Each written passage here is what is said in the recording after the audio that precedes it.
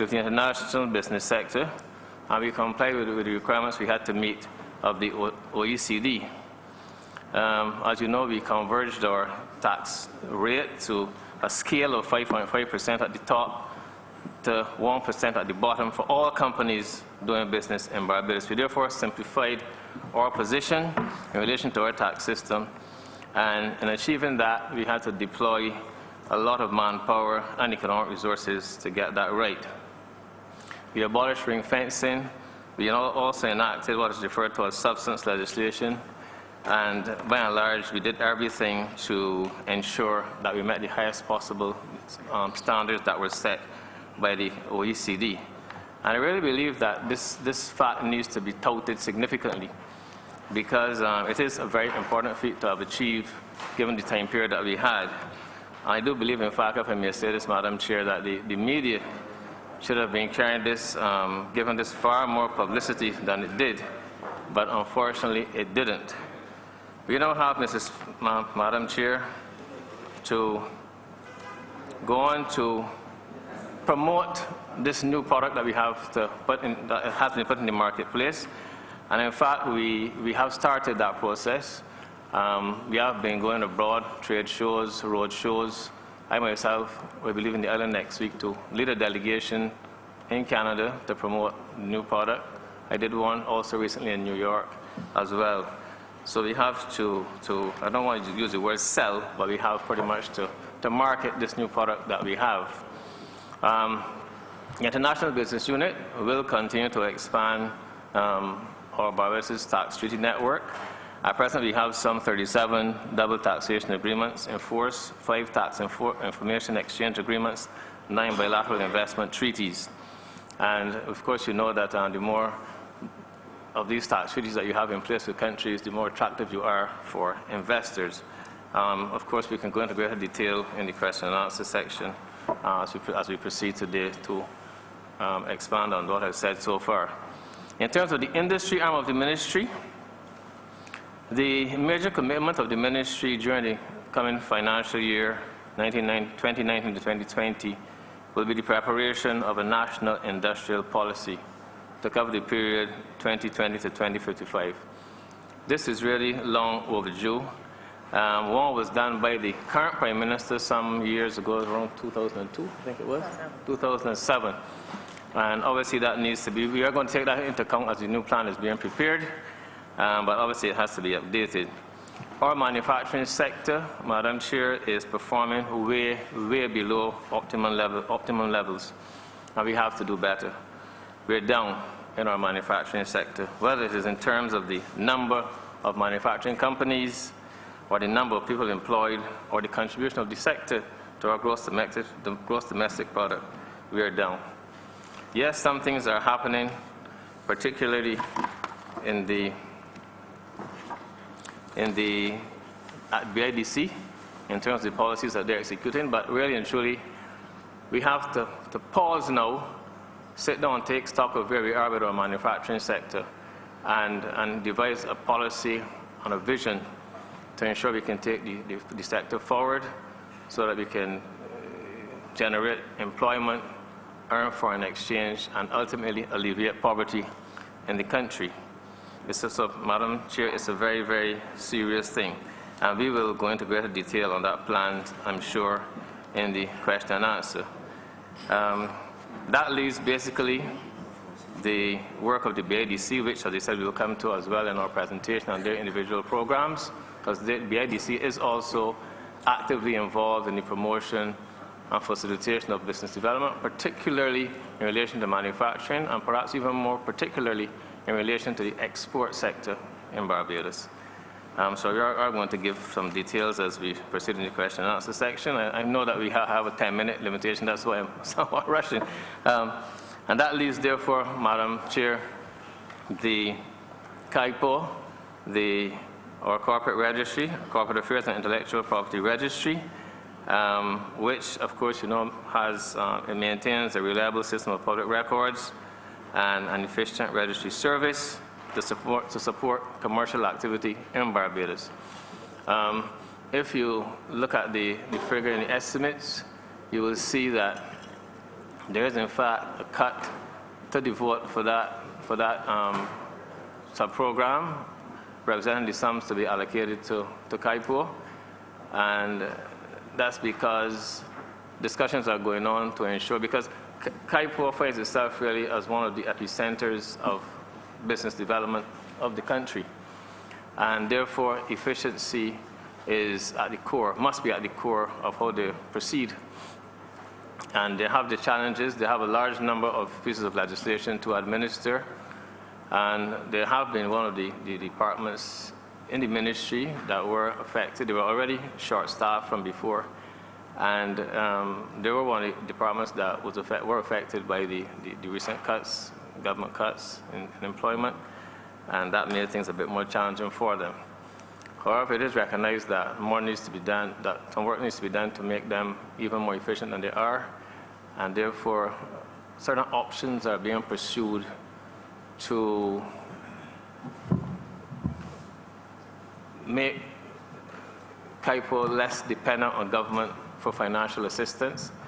And I know that certain entities currently working closely with the corporate registry, getting information to make a proposal to the government to ensure that we can in fact have a new structure in place for KIPO as it goes forward.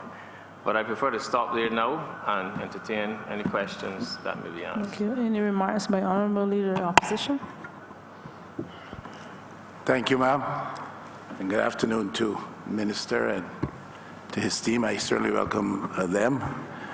I would have to confess honestly that they appear to be the least relaxed of the groups that have come here. And I suspect it's because they're the most hardworking. And I welcome the opportunity to interact with the minister, who is very hardworking, I'm sure, and themselves. Just a few brief remarks. I want to compliment the team and the minister, of course. He's done this more than once. With reference to the discipline and diligence he's brought to leadership of this ministry, with respect especially to the bringing of legislation, the passage of legislation in this chamber, important legislation, and in a very, very short time. That must have been the product of hard work, long days, and late nights, and I compliment him and them for that. However, it cannot be left to be the legacy of the minister or his team that he brought us into the good books of the OECD or EU or any such international institution or entity. Legacy must go beyond that. And I look forward during the interaction this afternoon of hearing about a few very important things which I think if they are accomplished, that legacy would have been well served in terms of being established.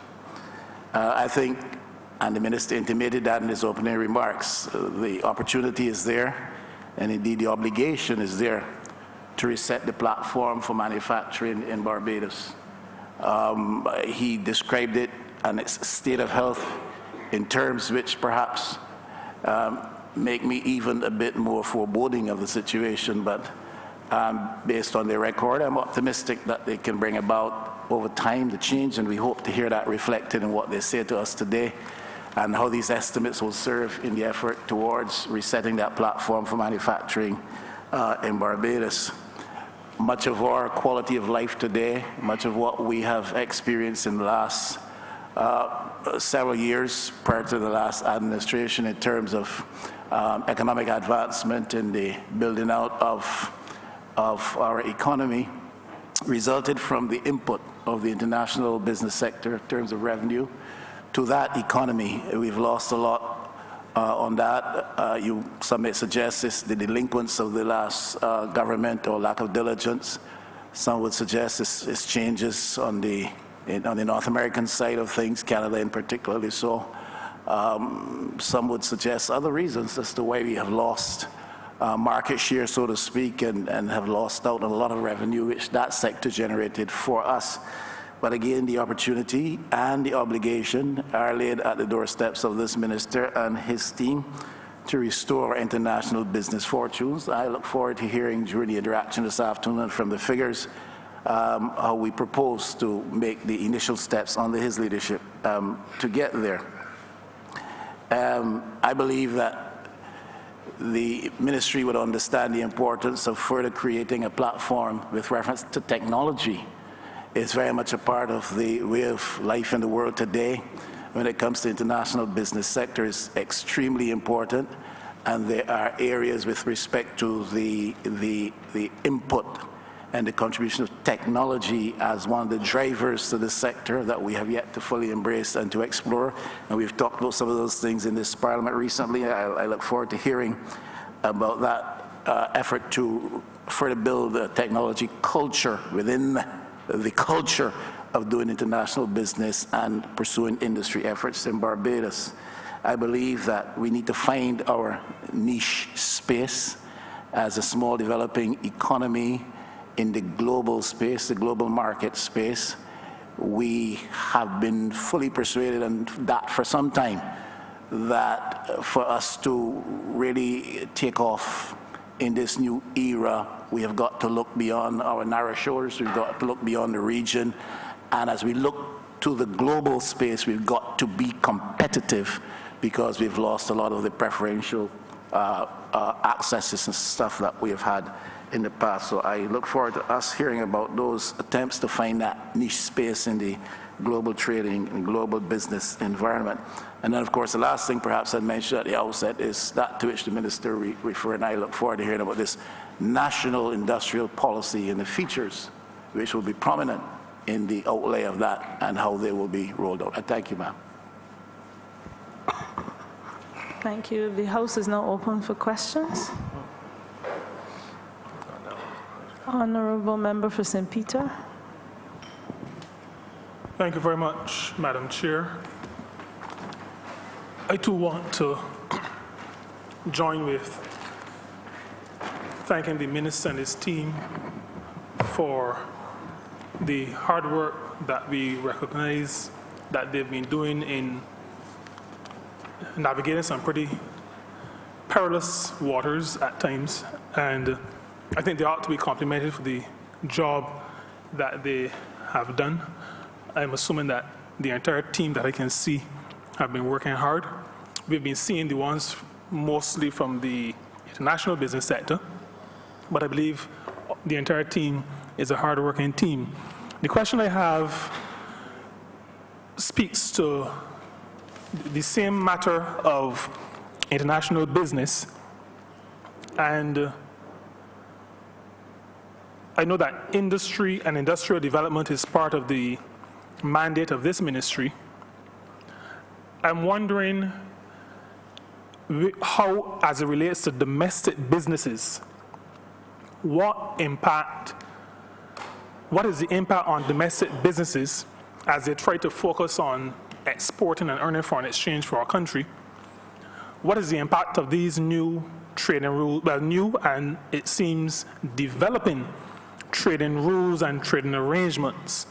I see treaty negotiations at Program 040, Program 494, and I'm just wondering what impact these new arrangements and these developing arrangements are having on domestic businesses, as in businesses owned by Barbadians or CARICOM nationals, as they seek to navigate this new and developing arena that is taking place before us. I'll let the Director of International Business answer that at this stage.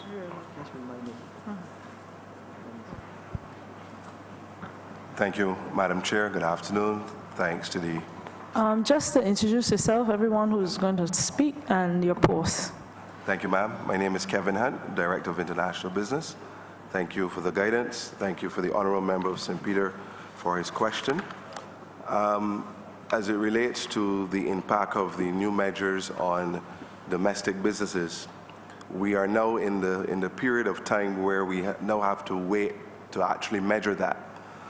What I will say is that the convergence of the tax rates from where they once stood 25/30% now to 5.5% and 1% at the lowest end now provides an opportunity for local businesses to be able to reinvest monies which they would have previously had to pay in taxes in the business.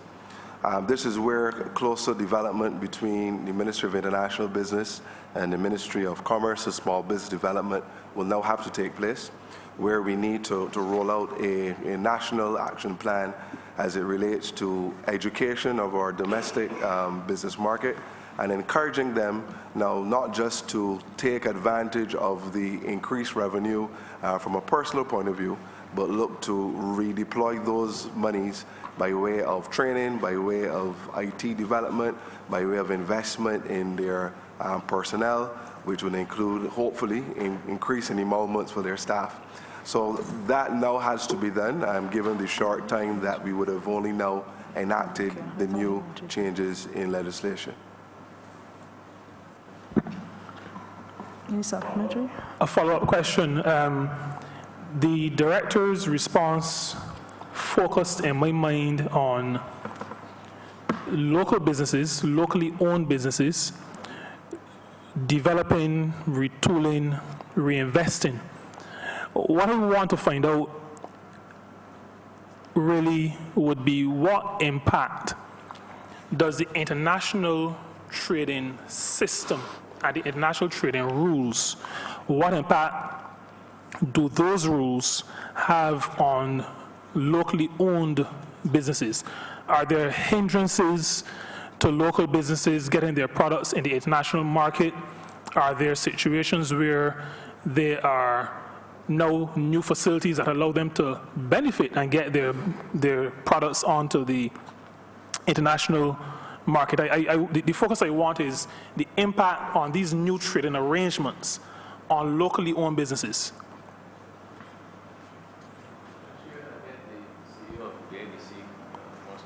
Comment on that question is Sandra Trotman, Mrs.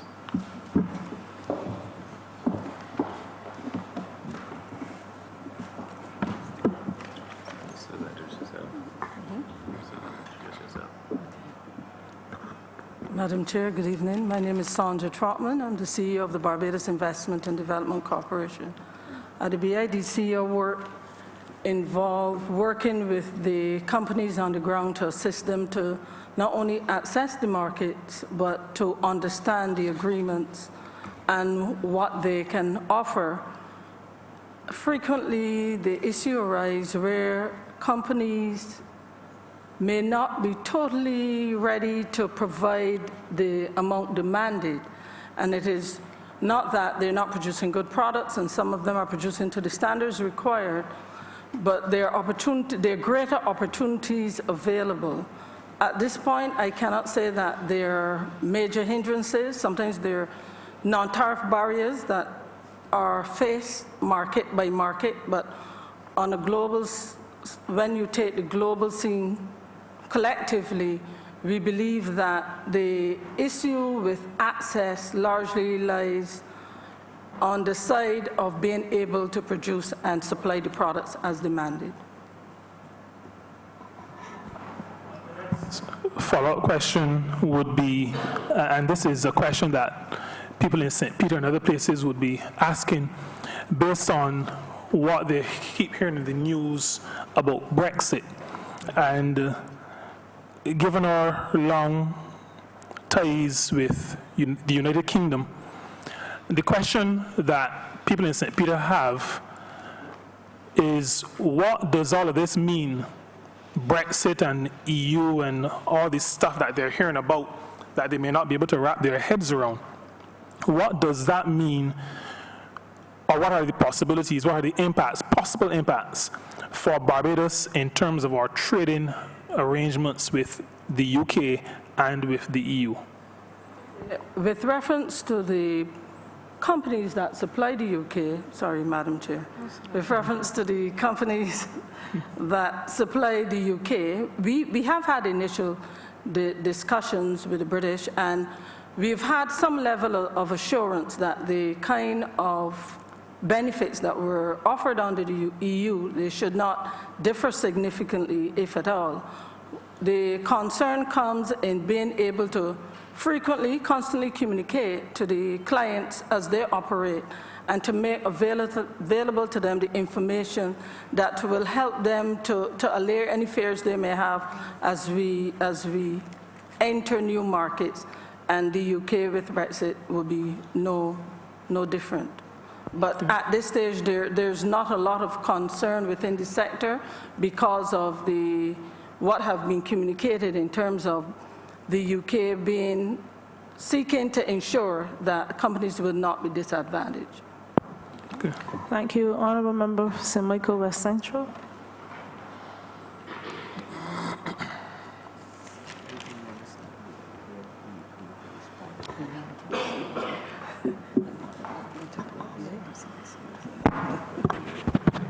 Thank you, Madam Chair.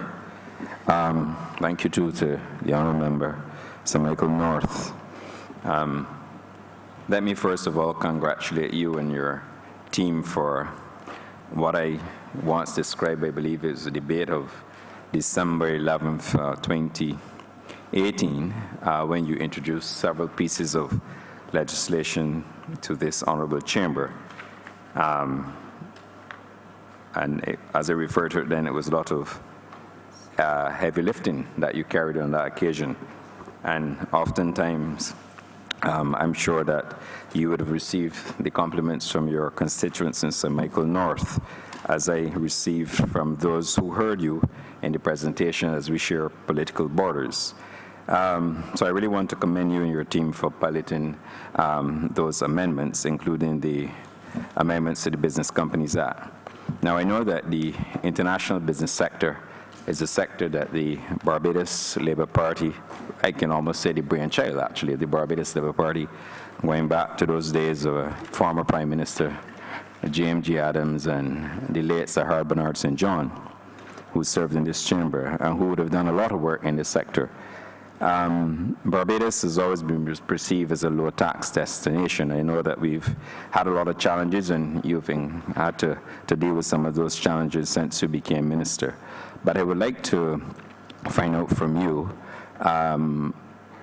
since we are offering what I believe to be a competitive, very good tax rate out there, what steps have your ministry taken in respect of ensuring that the slide that we would have witnessed in 2008, 2009 earnings, what steps are you taking or your ministry taking to regain some of the lost business from this sector? And then I'll have a follow-up question.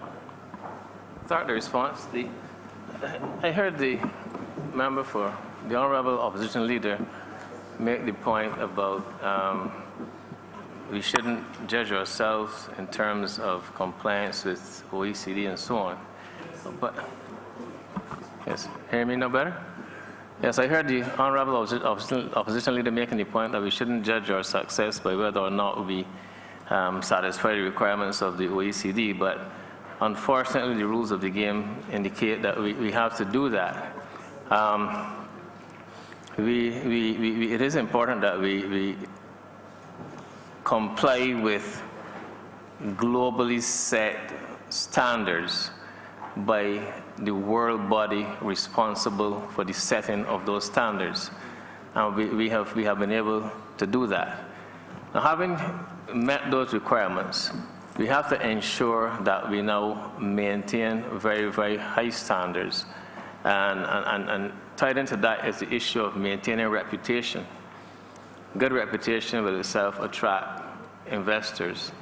And it is our intention to do that. One of the things that we did as part of recognizing that responsibility is that having a low tax jurisdiction tends to bring the suspicion that you might be luring companies to your shores by virtue of having those low taxes, full stop.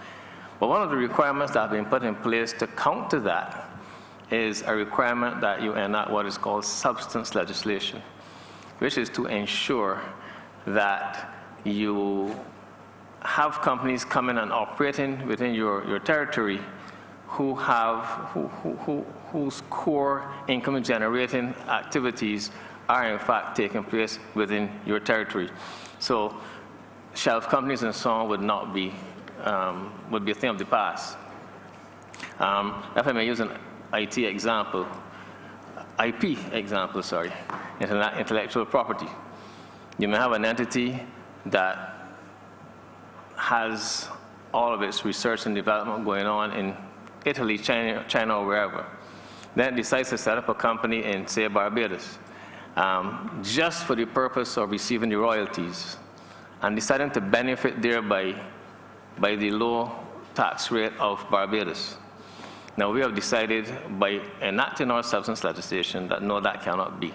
If you want to claim the tax benefit of your operations in Barbados, of your revenue generation in Barbados, you must in fact also bring along with that substance, which means that you must have your core income generating activities as well in Barbados, so that your research and development that generate those royalties would in fact have to take place in Barbados as well. So we focus on reputation and compliance with the highest possible standards. Thank you, Minister.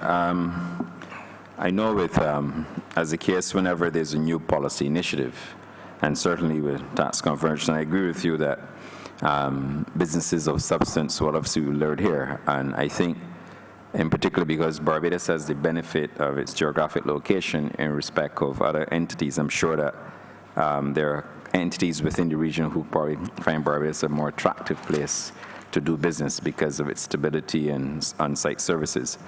But with all the work that you would have undertaken, and your ministry, that is, would have undertaken, do you intend to, or have you done any road shows to try to drum up some additional business to Barbados? Because I recognize that this is a sector that struggled, like I said, going back to 2008, 2009, there was a little bit of a slide. So I'm not sure, because sometimes it's important that we explain to the constituents of St. Michael West Section, and I think the opportunity to explain to your constituents as well, the sort of heavy lifting that you've been carrying this ministry. So I would perhaps want you to probably tell us if you've had the opportunity to do any road shows, or if that's a plan in your ministry, and how you intend to drum up additional business so that it would redound to the benefit of our constituents. Yes, in fact, only in January, I did one such road show in New York. And as I said earlier, next week I'm off to Toronto as well to do a road show. I know that there's a program planned as well in London, or being put together in London as well for, is it May? April as well. So yes, we are very conscious. The thing is that there was a bit of a lull last year as we were transitioning. And the comment was made that perhaps Barbados was not sufficiently out there in the marketplace. And that was sort of natural, because you weren't, as you transition, you're not sure what to sell, what to market. You have to wait until you finalize. So over the course of a number of months, it was commented that Barbados was not sufficiently in the face of interested investors out there. But certainly since we were able to finalize our new tax structure in December, from January we've hit the ground running, and running pretty hard, if I may say. Because going to temperatures of 8 and 9 degrees is not something you welcome doing, unless you are committed.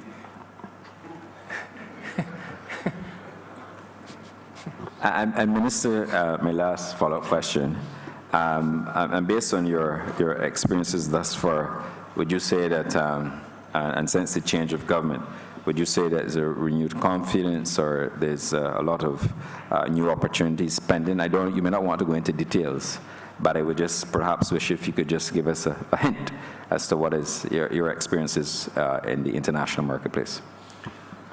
Yeah, so I think that from pretty early after December, the international market tended to know what Barbados was doing. It's obviously a bit too early to tell what exactly will come out of it, but certainly during my interfacing with the interested or the stakeholder partners we have overseas. And remember, when we go to road shows, we actually interface by and large with those we have to import to sell the product. So you will interface with your international tax planners, your accountants, your lawyers, the big accounting firms and so on. Those are the ones you have to go to, and they have been very, very receptive, and I'm very impressed with our product. I think they think it's a very, very good product. It certainly has brought a lot of certainty in their minds as to what they have to do. It's been simplified. You no longer have to go chasing each individual piece of legislation to know what rate of taxation would apply to you. It's all there now in pretty much one piece of legislation. We've converged at a certain rate, except for the insurance sector. And it's all there pretty much in one place. It's very, very simplified now for people, and they're very comfortable and confident, I'd say. And the response has been very, very good. Our aim was to meet, and I keep saying this, our aim was to meet the requirements and the standards of the internationally recognized standard setting body in relation to international taxation, which was the OECD. And we have met that. So we were very confident in selling our product and our marketing our product, that really and truly we've met the highest possible standards. Honorable Member for St. John. Thank you, Madam Chair. Minister, you mentioned in your opening remarks that manufacturing is down. And I'm curious because only, I think, maybe this week or last week, the Honorable Member for St. Peter did a tour to one of our manufacturing companies, and they indicated that it was a major problem in getting business as it relates to some of the major construction that is currently going on the island. My first question is it necessary for us now to legislate under the new Town Planning Act that maybe planning obligations mandate that some of these companies look to local manufacturers to supply, whether it's window or furniture?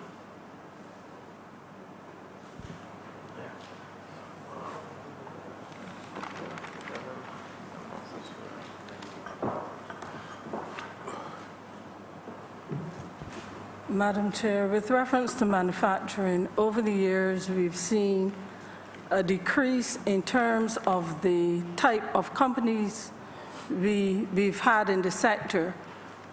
Say 10 years ago, we would have had some larger companies producing lots of products in terms of bulk export. Now we find that we have smaller companies. We still have some of the larger ones producing at a very high standard and satisfying markets overseas. Sorry, Madam Chair, the question related to whether we should legislate the local suppliers. I believe that previously there was a situation, I'm not sure if it was legislated, where I think it was 40% hotels and operations of that nature were supposed to look to the local supplier. And I remember that was an arrangement which was negotiating consultation with the BMA. But some companies or producers or persons involved in construction may require a type of product that is not available in Barbados. What probably needs to be looked at is that local operators, whether in the construction sector, hotel, restaurant, should be required to use some of the local produce from the manufacturing sector. While it may not be furniture, or it may not be bed sheets, it may be the pepper sauce, seasonings, and products of that nature. So there is an avenue where we can make recommendations to have that matter addressed in that way. But to implement a policy of that nature, you would have to obviously review the sector in its entirety to ensure that what is being demanded is available locally.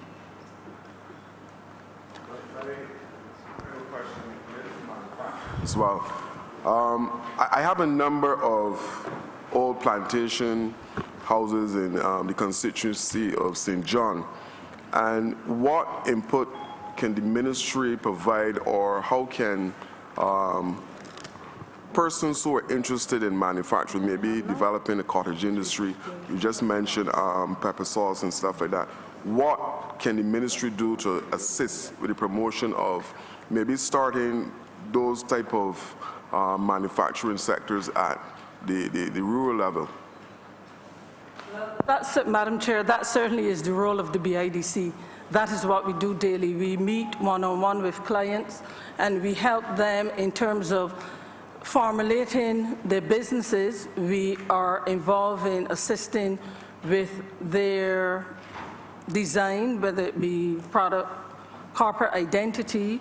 We facilitate with the assistance of the BNSI in terms of their quality.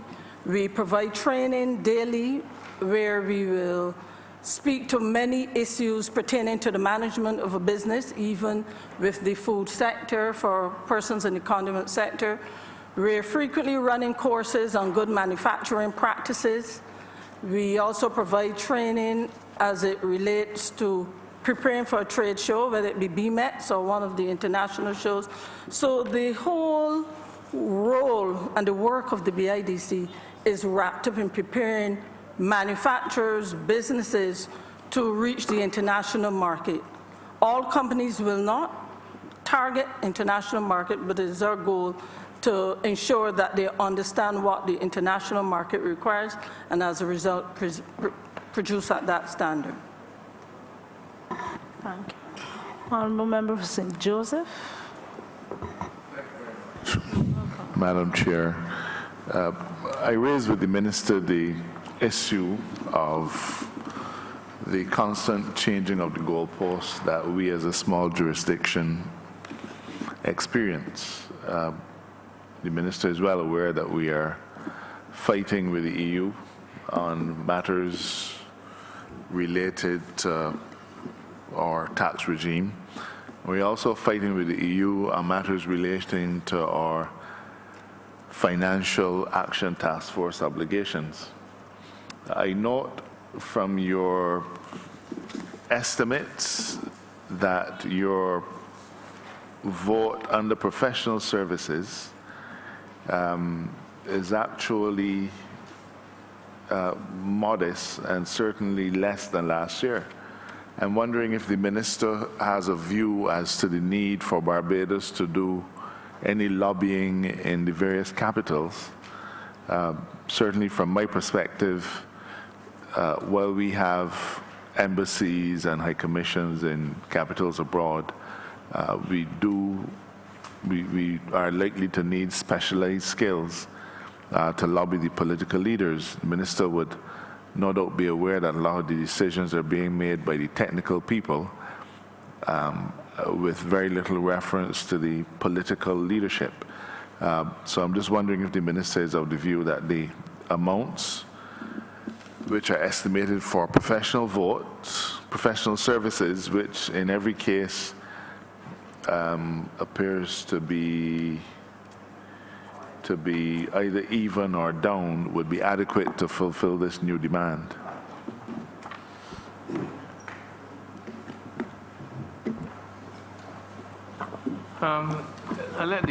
Before I turn over to the director, I just want to say that the ministry does have, as part of its artillery, for want of a better way of putting it, a special advisor, as you may be aware. In fact, through the entire process of amending our legislation last year, the ministry had the benefit of, I have to say, internationally renowned Ben Arundel, who is legendary in the area of international business. I actually saw that when I was with him in New York last month, well, in January, where, in fact, everyone with whom we interface knew him on a first-name basis, and he knew them on a first-name basis as well. And he has been working with us very closely, so that when there are any obstacles we see up ahead, we're able to contact him immediately, and he's been able to give the ministry advice on demand. So I don't know if that is the sort of answer you wanted. Yes, we do have advisory and professional services within the ministry, practically on a full-time basis. As to the adequacy of the amount, the estimates for 2019 to 2020 reflect professional services of only $22,800. Yes, well, actually, while last year's revised estimates was $198,700. Now, while your existing special advisor will no doubt be able to advise the government of Barbados. I don't know that he's going to be able to lobby Liechtenstein or Switzerland or any of those major players in the EU. Well, first of all, his actual, the vote to cover him actually is from the Ministry of Finance. But yes, we do have, he is able to go overseas as needed. In fact, we also did a tour of Europe fairly recently last week, and he was also there. But we do also rely very heavily on our network of ambassadors overseas to do a lot of lobbying on our behalf. Only recently we in fact enlisted the support of all of the ambassadors through Europe to do some fairly significant work on our behalf. So I don't think we are short on professional skills and diplomatic skills in the marketplace to lobby on our behalf. Honorable Leader of the Opposition. Yes, ma'am. We recently passed in the House a measure that gave some significant adjustments to the level and rates of corporation taxes. And looking at the revenues projected on this year, with reference to corporation taxes, it's showing an increase, ma'am, of $124 million. Now, increased taxes usually relate to revenue derived from taxes, usually relates to profits on those taxes. I'm wondering if, in a context where you're dealing with a one-year period, you just adjusted those tax rates such that you lose a lot of revenue potentially on the domestic side. You are yet, therefore, to see what will happen on the non-domestic front in terms of business generating, companies generating revenue for our tax coffers. Is it reasonable to project a $124 million increase in that particular context where you've adjusted the tax rates on the local front and where you're uncertain as to how the overseas companies will respond? I would like to hear a response on that. I see at the same time, ma'am, we're projecting a $33 million decrease in taxes relative to international trade.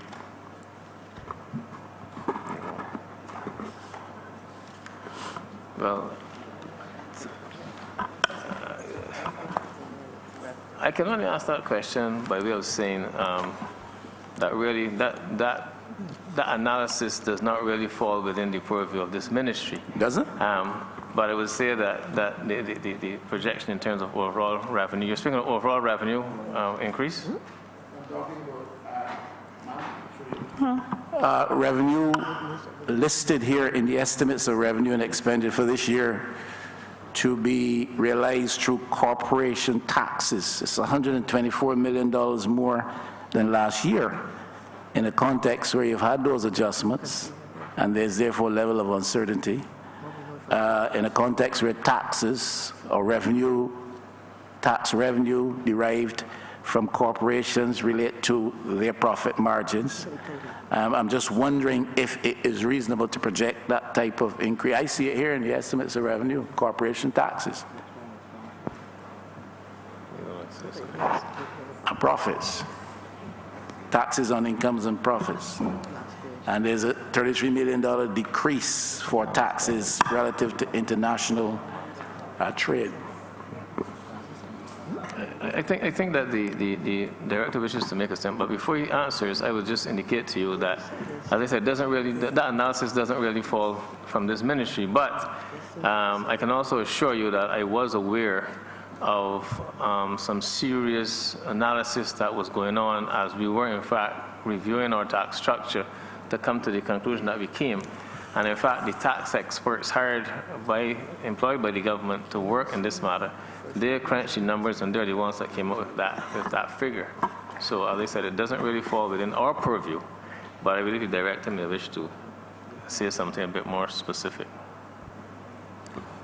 Through you, Madam Chair, the only thing I would add is that there must be the realization that with the adjustment of the new tax rates, the tax for the foreign-owned entities, formerly referred to as the international businesses, would have also increased. because previously the lowest base rate they would have had would have been 0.25%. The lowest base rate has now gone up to 1%. And so there will be that projection that you would attract increase in corporate tax from that sector, coupled with the fact that to date we have not had any indication of any loss or major loss of businesses as a result of our adjustment of the tax rates going upward. In fact, what happened prior to bringing the legislation into the House, a lot of groundwork was done contacting the major corporate players to ensure that they're willing to continue to partner with Barbados as we go through this difficult time and to indeed remain here. And they have indeed chosen to remain and stick it out with us. We also will see that at this point in time, there will be corporate tax revenue gained by what is known as hybrid companies coming out of the UK. And I am told that this coming tax year, we are to see an increase as they now begin to really roll in and pay their corporate tax. So I believe, based on what the Honourable Minister Toppin has shared, along with those few insights, I think taken together, those would have been some of the factors that fed into that projection. I hear and accept that, ma'am. What about the $33 million decrease in taxes on international trade?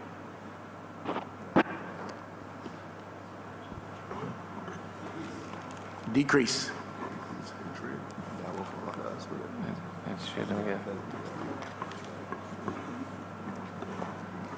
Again, those are matters that don't fall to be determined by this ministry, as you are well aware. No. We don't do those analysis or projections.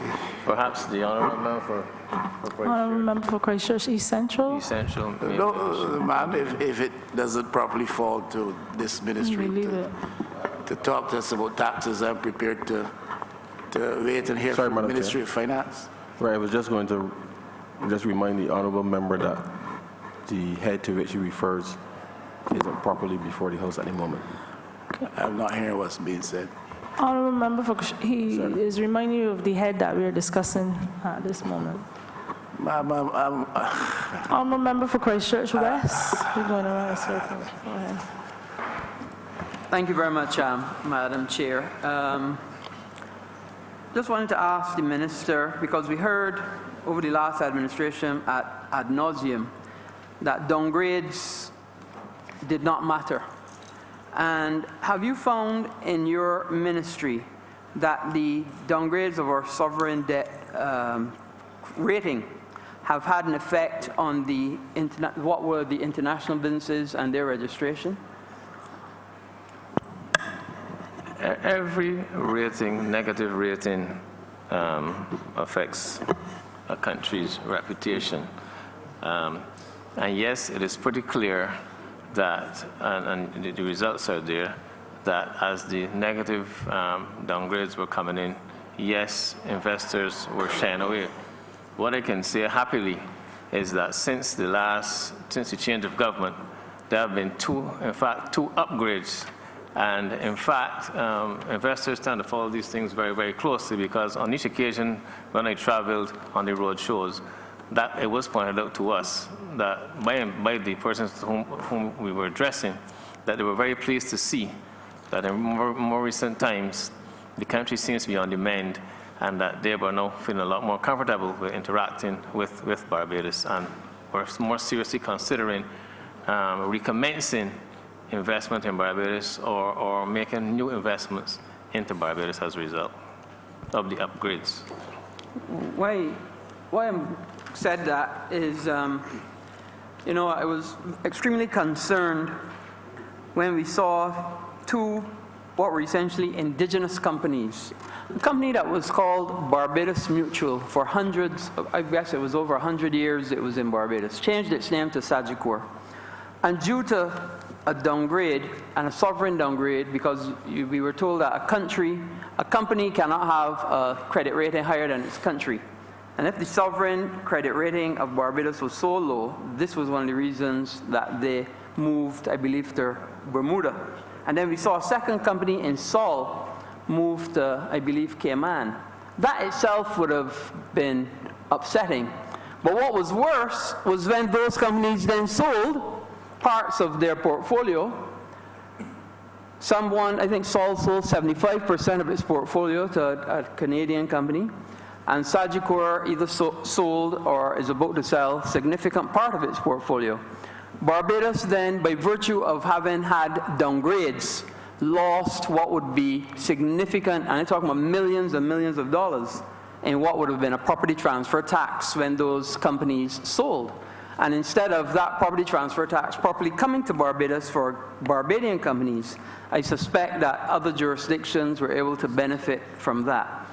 So I guess that's a long-winded way to ask, does your ministry have an active program to re-attract companies to Barbados who would have left because of the downgrades? And if so, what is that program?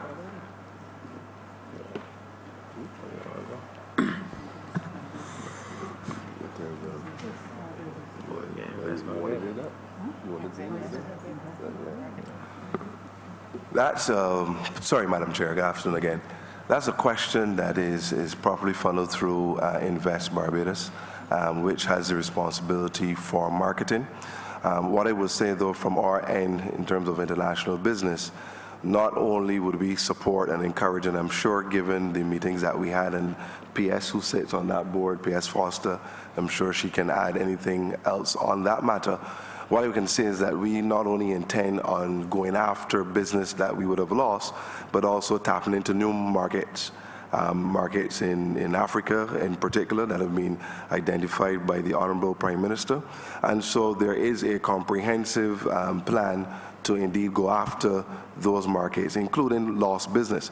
But I must say, though, that while we are working towards getting that plan in place, we are still very much in the stage of, if I can use the phrase, settling after all of the changes that we would have gone through, because there's still a number of procedural elements that we are still working on to ensure that everything is seamless and smooth within the Barbadian market first. So we're concentrating on making sure that everything is settled at home. Yes, we've commenced road shows. Yes, Invest Barbados, I know that Invest Barbados has had strategic planning meetings. That was in January, yes? In January as well, with the help of a consultant. So I know those plans are in place, but from our side, in terms of international business, we are still working very much on making sure that we are settled as at home as possible, so when those businesses come, they're coming to a very healthy and seamless environment. Okay. Supplementary? Yeah, just one final supplemental is, you know, we always hear about the doing business and how the ease of doing business. And I don't know if you all look at that doing business rate and how you all are able to assess and improve Barbados's rate of doing business so that we can make it even more attractive to foreign investors. Yes, well, it is very clear that a tax rate alone will not guarantee the attraction of business to Barbados. And I want to commend the other ministries that have actually recognized this and have therefore done quite a lot of work recently to generally deal with the issue of the ease of doing business in Barbados. And in particular, we've had the reform in the ministry in the area of immigration by the member of St. James North, which is one of the things that would appeal to an interested investor, how problematic is the issue of immigration. Town and country planning, recently there were some significant reforms in that area as well, and there were some others as well. Sorry? Yes, the Ministry of Information is doing a full suite on relation to information technology to make the doing of business by government even more attractive and efficient, and all these things influence an interested.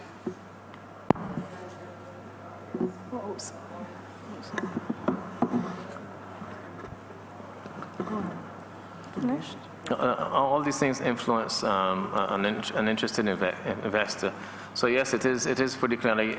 I'm not going to claim the benefit in this ministry for those things I just mentioned, but it was a government interministerial approach to ensure that the ease of doing business was addressed and to make Barbados a more attractive jurisdiction for an investor, because I have said expressly on many occasions, merely a tax rate alone will not, in fact, generate the coming of new business to Barbados. Honorable Member for St. John, you're speaking? Sorry, St. Philip West. My bad. I was thinking John. Thank you very much. Mr. Hunt, you mentioned that there's now an emphasis on looking to the African continent for business. Could you in any way expand on what it is that you will be undertaking? Because this is an area that has been a source of concern for myself for a very long time, in that whenever we speak of international business, it appears that we speak primarily of North America or Europe. And before us is a large landmass of huge opportunities. So that is my first question. And then my second question, if I can pose it at the same time. You've also, by admission, said that manufacturing is down, which means that there would be a number of buildings under your purview that would be empty. And I have a number of sporting organizations who continue to ask me day in and day out about BIDC buildings that in some cases, like in Newton, for instance, that look derelict. If there's a possibility that people can get a hold of these buildings and refurbish them and this sort of thing, can you speak to that so that at least those persons listening would have some idea what the possibilities are? Let the director answer part A, and then we'll take part B in a different one. Thank you very much for the question. The first thing that needed to happen happened, which is, as you quite rightly mentioned, the realization that we needed to move from just focusing on Canada and North America. And that, I believe, has really been driven by our Prime Minister, as well as the Board of Invest Barbados. Right now, the study is being done because, as you quite rightly mentioned, Africa is a vast area to look at in terms of investment. And so we don't want to go in with a shotgun approach where we're scattering all over the place, but we prefer to use a more sniper approach. And that's why the study is being done, so that we can ascertain exactly which African countries that we want to target, what businesses we want to attract out of that particular market as well. And I'll turn over to my colleague.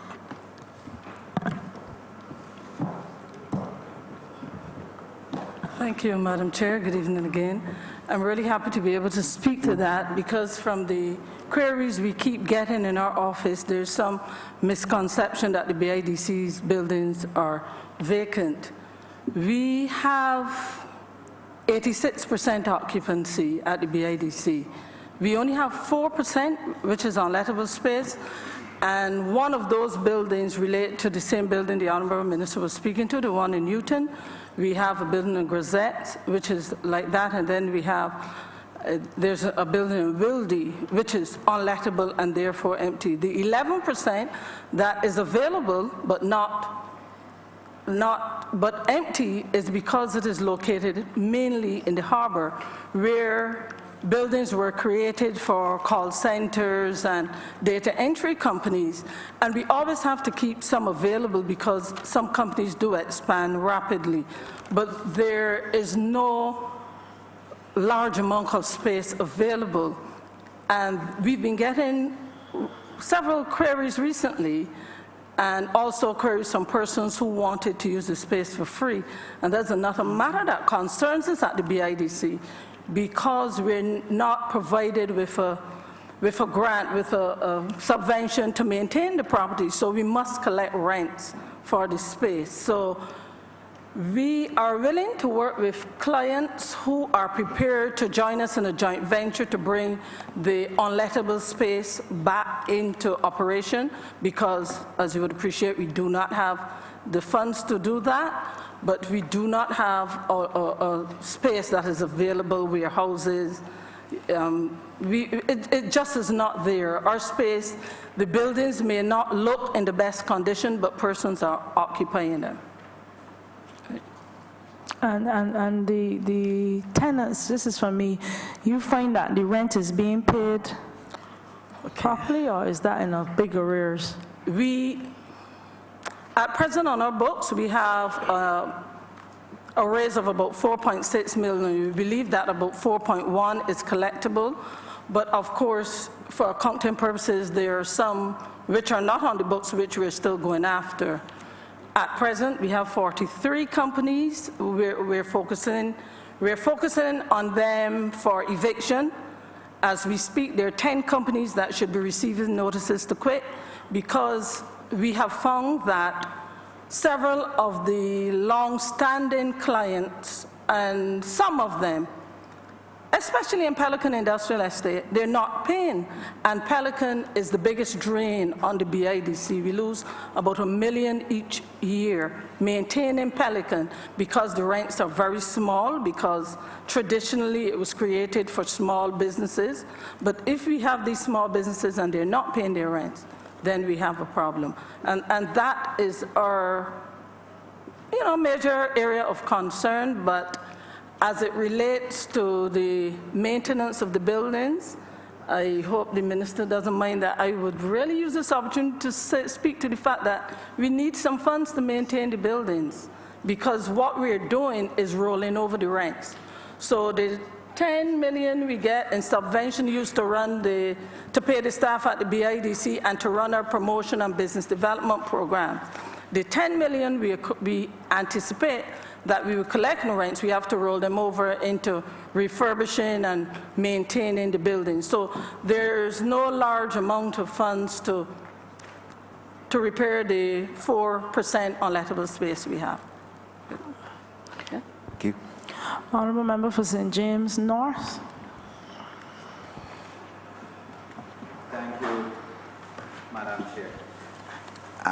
Good afternoon to Honourable Minister and your team.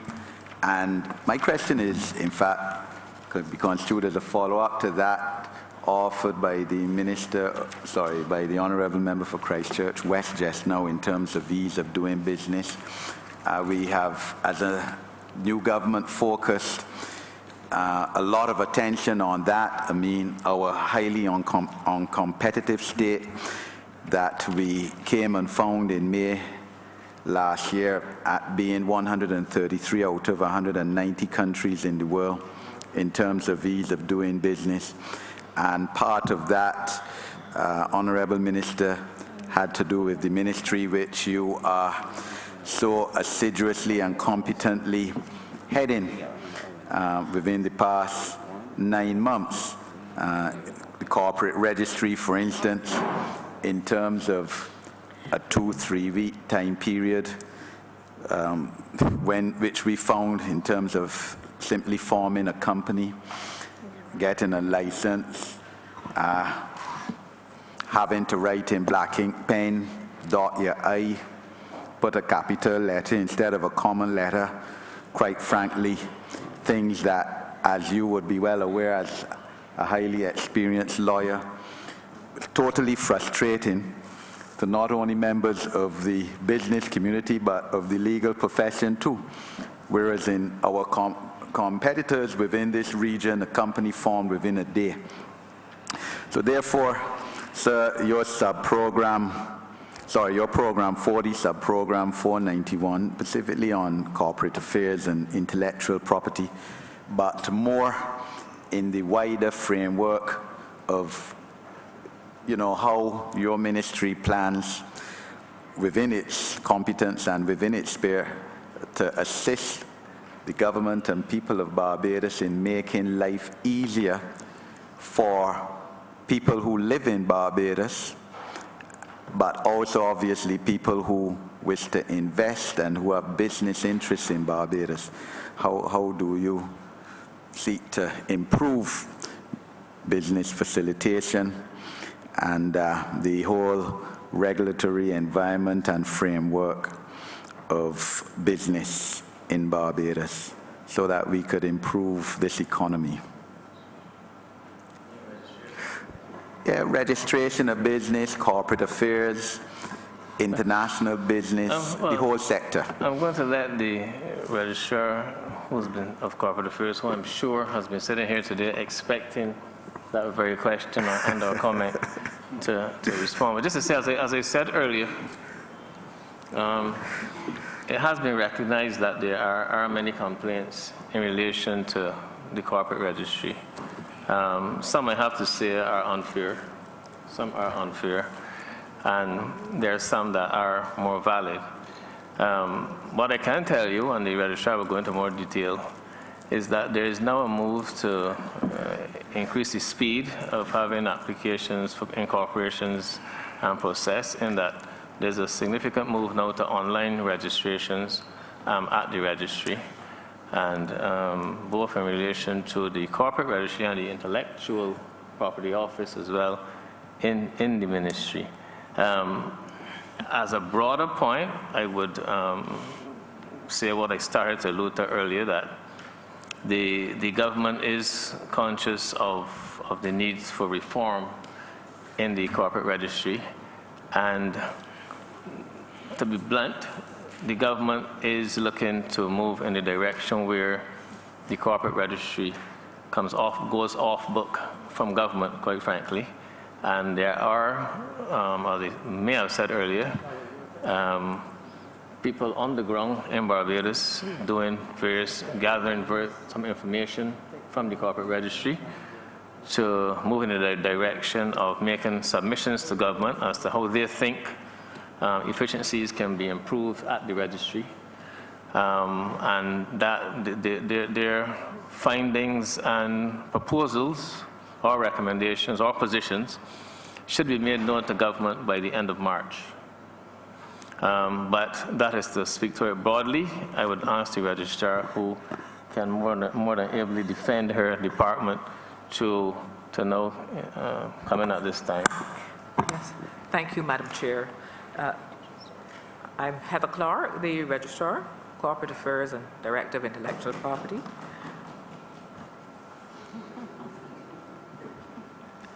Sorry about that, Madam Chair. Yes, in addition to, the Minister spoke at the introduction, and he just reiterated the proposal whereby the government of Barbados has brought on board consultants to look to see, given the legislative framework and the available procedures, how we might be able to speed up the processes that as it relates to both offices. That exercise is very much ongoing. The consultants were here during the course of this week. And yes, during the course of this week. But in addition, Madam Chair, there are several initiatives that are ongoing, which we will hope to introduce, which we intend to introduce rather, during the coming financial year, which should also lend towards increased efficiency in the registry. The Honourable Minister, Madam Chair, wasn't here when the Minister spoke of the shortages which we've experienced during the past few months, which has put a further strain on the available resources. But what we intend to do, Madam Chair, is to further integrate information technology in many of our processes in the corporate registry, and that those processes are being fine-tuned. In the coming weeks, we should notify our stakeholders, including, the attorneys who play a critical role, and one of our major stakeholders, with respect to some of the initiatives that are going to be introduced with respect to the processing and the finalization of documents. During about approximately 4 years ago, an online system was introduced, and that has led to some in a level of efficiency. We, however, need to go further, much further, and that is appreciated and that is acknowledged. And the initiatives which will be rolled out, some of which we've started, will lend considerably Madam Chair, to an overall improvement in the speed of which we would be able to complete transactions in the registry, and to the overall efficiency of the operations in that office. This, Madam Chair, is buttressed by the fact that the comments which the Honourable Minister alluded, and they relate to the fact that the process, the structure, the systems are all being reviewed, and that is very much a work in progress. So I anticipate, Madam Chair, that there will be a significant improvement in the way we do business from our end during the coming year. Thank you. And our last set of questions from the Honourable Member of Christchurch South. I just need Sorry, go ahead. Just a follow-up supplementary, if I may, Madam Chair. Relating to this, of course, Minister, your ministry ties in with other ministries, mine included, in terms of the Immigration Department, because we as a government, and this isn't any new policy, this is a policy followed by previous governments in principle, trying to attract high net worth individuals to Barbados to form companies, to bring in foreign exchange, to expand businesses, to create employment. Obviously, all respecting the culture of Barbados and our individual norms, observing our principles of labor relations and our recognition of trade union rights. But wondering, Minister, what your ministry is doing at policy framework level in terms of trying to expand our capacity and our ability and our attractiveness for high net worth individuals to, come and make Barbados their second home, their principal place of domicile for their businesses. Again, this follows on a bit from the Honourable Member for Christchurch West, but given an opportunity to use that and specifically as well, to see how your ministry and the Immigration Department under my ministry can work together to advance this cause for the betterment of our people. We can always work together, as you say, but not strictly my ministry, but I would say this, that is all part of the marketing thrust of what we're doing. And in that particular question that you're asking, I think the ministry is actually blessed that our advisor, actually, Mr. Arundel, actually has that as his primary area, target area in the international business arena, high net worth individuals. So we are at a distinct advantage in that regard. But I do take your point that we, as ministries, we have to work together, collaborate a lot more to see how together we can initiate policies and strategies to attract these high net worth individuals. Although, as I said, it's not strictly under my ministry. Yeah. PS would like to add something. Madam Chair, Sonia Foster, Acting Permanent Secretary in the Ministry of International Business and Industry. I just wanted to add to that, as was said earlier, I sit on the board of Invest Barbados, and they are sort of a coordinating agency for all these things. So they do work with us, they work with immigration, and they usually coordinate marketing of high net worth individuals.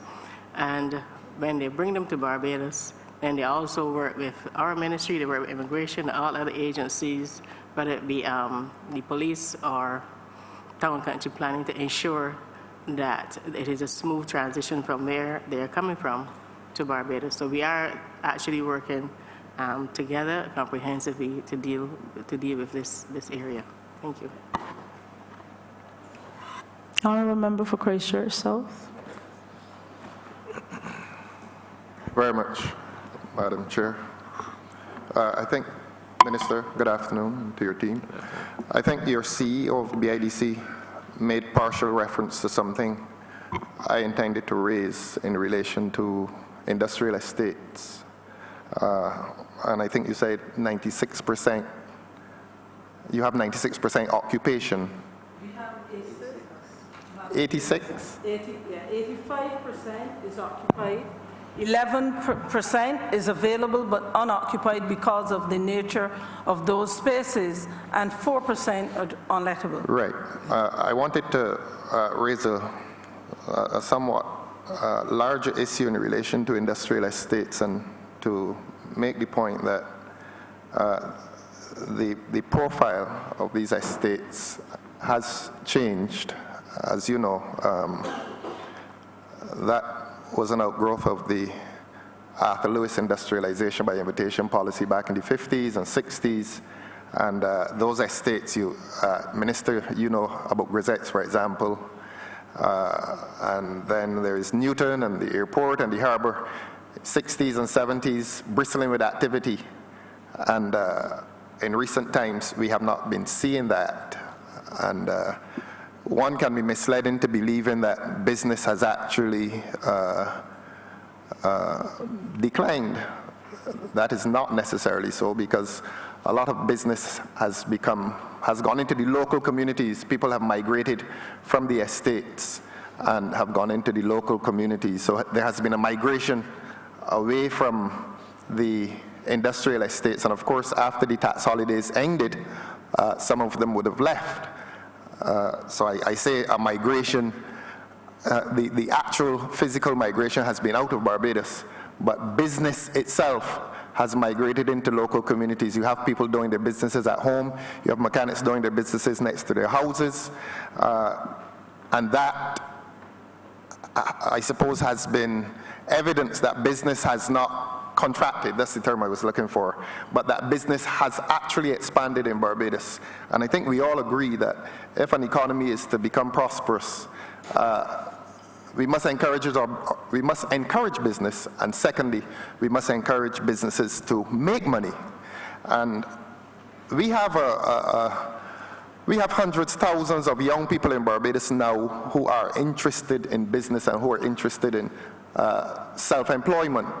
And I'm wondering if the BIDC, under your ministry, Minister, would consider not to rest on the laurels of 85% occupancy, but to pursue a policy, persuading the Ministry of Finance, of course, to pursue a policy of constructing new estates, not after the Lewis model, but for a new model, for young, industrious, bright Barbadians who are involved in IT and the lighter, and pardon the expression, the lighter and cleaner industries, photography, film production, IT, as I said, and to create new zones of industrial development for our young people. And I'm wondering if that is a possibility under your ministry.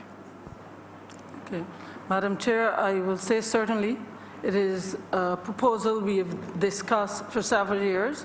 Certainly within the last few years I've been CEO, we've looked at the acres of land we have at Newton Business Park, which is ideally designed, and for that kind of arrangement, the buildings currently occupied by Gildan, that was to be the start of building out that area for IT and softer types of manufacturing, if I should say that. One of the other challenges in which we believe would be an easier fit and is to retrofit some of the larger factory spaces, warehouse type facilities into smaller units, because smaller units are being demanded. We're faced with a situation where we've had to give persons more space than they need and then build them for what they need, as opposed to what we've given them, because the spaces are too big.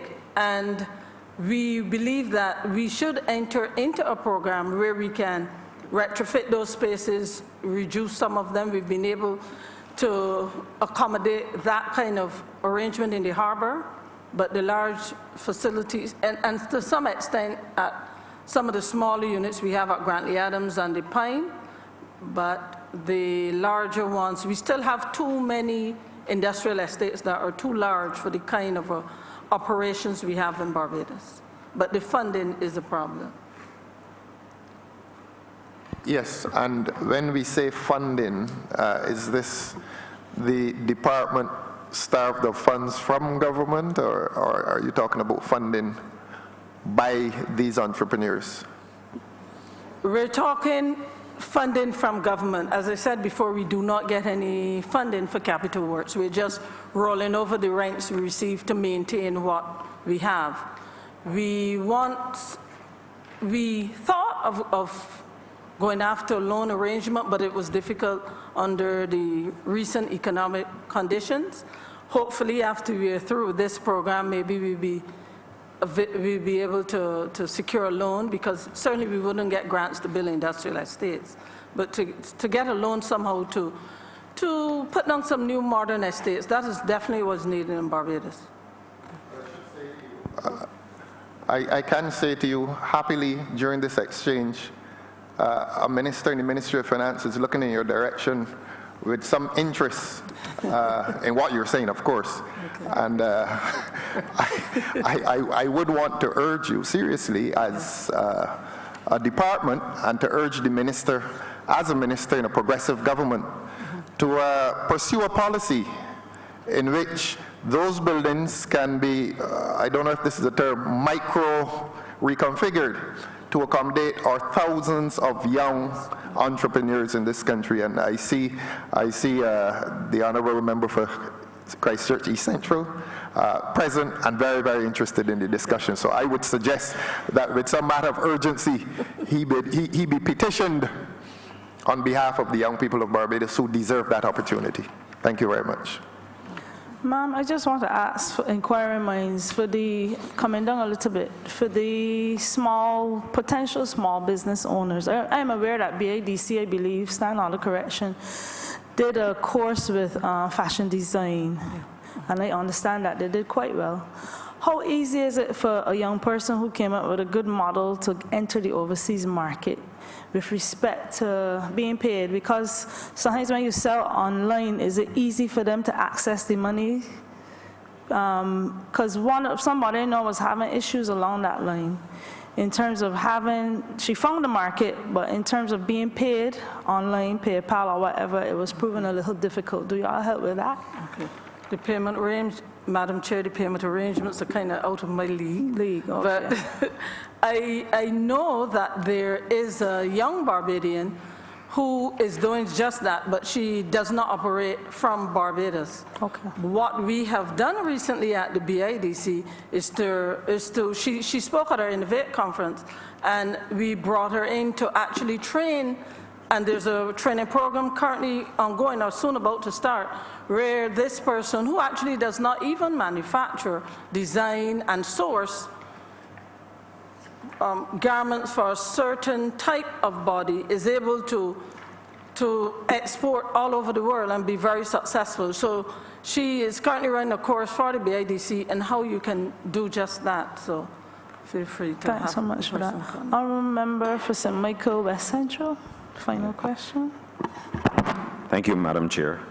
I note that I believe it's the general manager of the BADC, CEO of the BADC, had talked about the occupancy rates at the industrial estates and the arrears of about 4.6. I'm not sure what percentage of arrears would be attributable or applicable to the manufacturing sector.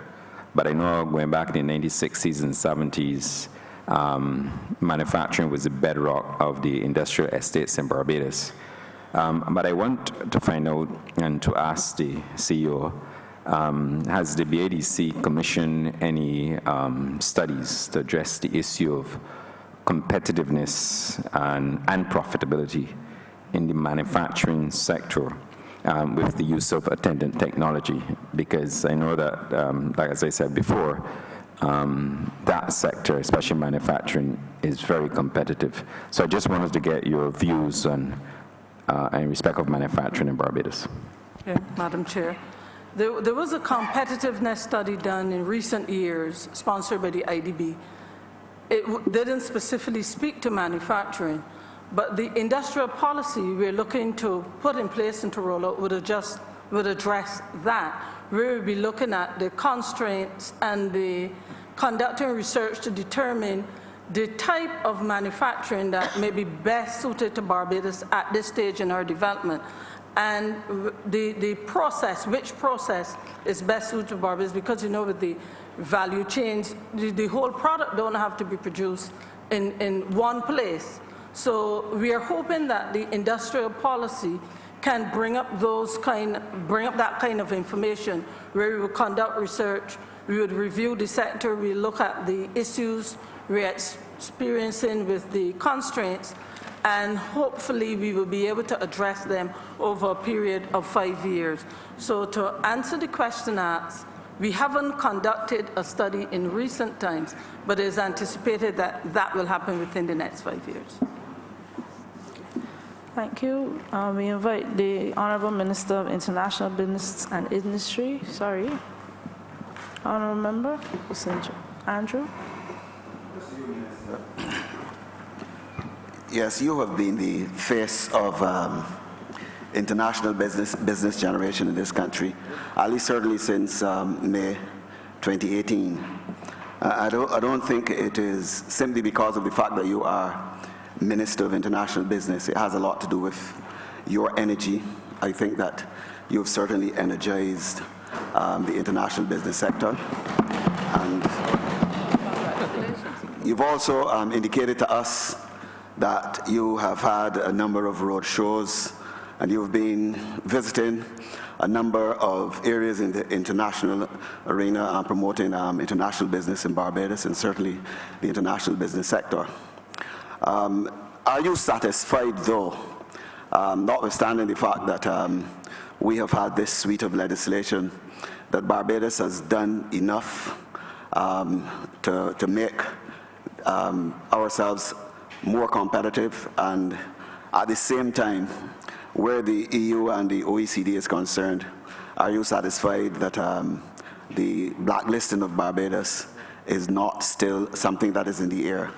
And do you think that there are other things that we can still do to make Barbados one of the leading countries in terms of sort of improving our international business competitiveness, not only in the region but in the world? I think that we have done as much as we could have been expected to do at this time. As I said, and you know, we had to do a lot in a very, very short period of time. I think that the way we have restructured our taxation really sort of made the world our business. I think we can compete very, very, very well with that rate we've put in place. The sliding scale down to 1% is certainly very, very competitive. We have, in fact, been doing a lot to improve the ease with which business can be done in Barbados. And I think that in relation to the OECD and so on that you mentioned, I was very careful today to say about 3 or 4 times that we have, in fact, complied with the standards set by the globally recognized body for the setting of international tax standards. And if a country can do that, really, I don't know what more they can be expected to do. So therefore, on that basis, I think that there's no basis for anybody to challenge our standards anymore. If anyone were to seek to do that, they'll certainly, in my view, have to justify it, because when you meet the standards set by the highest globally recognized standard setting body, there's no higher that you can go. So I think, to answer your question, simply I think that we have done well. I'm not claiming the credit on my own, because I've had a team with me that has worked very, very, very hard. But yes, I think that we are in as good a place as we can be, given the time frame we had. And I think we have done the best that we could have done. I am expecting results from the thrust that we're having now in the international arena. And you couldn't expect to get results on the spot, because you yourself, member for St. Andrew, you have been in the international business sector. You still are, well, not now, but certainly up to May last year you would have been. So you know that these things don't happen on site, but you have to invest time, effort, and product, and I think we have. But in terms of the legislative changes, have there been any complaints in your travels since we've had that suite of legislation? No, there have been none at all, and neither overseas nor here by the local service providers. They seem quite happy that we have done. Initially, some were wondering what would have happened because it was a slight increase in the rates payable compared to what were there before. But they have all been reporting that their clients are willing to stick it out. And we have, as the director said earlier, there haven't been any cases where we have been told that there's any plan for any mass exodus of companies. So we're feeling pretty comfortable. We invite the minister to give his summary and move that the headstand part. Thank you, Madam Chair. I first of all would like to thank my staff for coming and very ably assisting in the presentation of the ministry's policies. I'd like to thank all those members who asked questions of us this afternoon. Some were quite deep and certainly some were quite wide, but we welcome all types of questions. I would like to think that we answered them well, or well enough. Can be seen that we have a quite interesting workload ahead of us in the coming financial year. We intend to press on in our drive to get business from the international community, and we've already started. We're going to increase that tempo come April 1st when the new financial year begins. On the local front, it is recognized that the manufacturing sector is significantly down. I didn't even get a chance to give the figures earlier, but they were down. Perhaps in the course of the budget, I will go into greater detail. But we do intend through our industrial policy to really try to get the manufacturing sector back on track. And we're not going to be doing, it's going to be, first of all, going to be a process that involves the widest possible consultation with all stakeholders so as to get full feedback on what they would wish to see included in the industrial plan. And I think perhaps most significantly, it won't be business as usual in terms of just trying to retool or retrain existing industries, but we definitely intend to go beyond that to see about the establishment and the coming into being of new subsectors as well in relation to the manufacturing sector. So yes, there's a continued role for apparel and such like, but at the same time we recognize, I think as one member said this evening, there's a lot of technology out there now, and therefore we have to ensure that we incorporate companies that deal in technology now into the manufacturing sector more fully. Of course, there's also the issue of the green technology, which we also have to embrace. There was actually a whole project, there is a whole project in relation to greening in the ministry, which we didn't even get to touch on this afternoon, but we are conscious of that. And with God's help, Madam Chair, we will ensure that we can bring the sector back up to speed, as I said earlier, to generate jobs, earn foreign exchange, and contribute significantly to the alleviation of poverty in the country. I thank you, Madam Chair. And with that, I beg to move that Head 89? 13. Head 39 stamp part. Question is that Head 39 in the amount of 14,947,575 stand par. All honorable members in favor, please say aye. All honorable members against, please say nay. We think the ayes have it.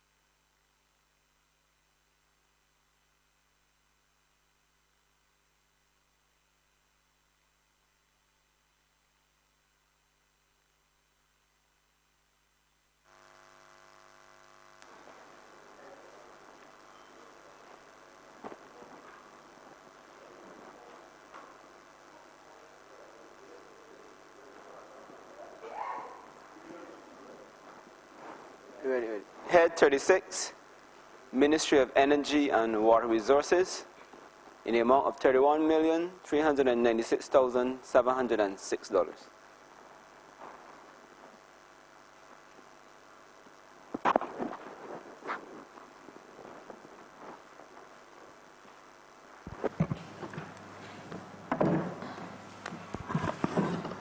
Madam Chair, I beg your leave to invite the members of my ministry and supporting staff to come forward and assist. Permission granted.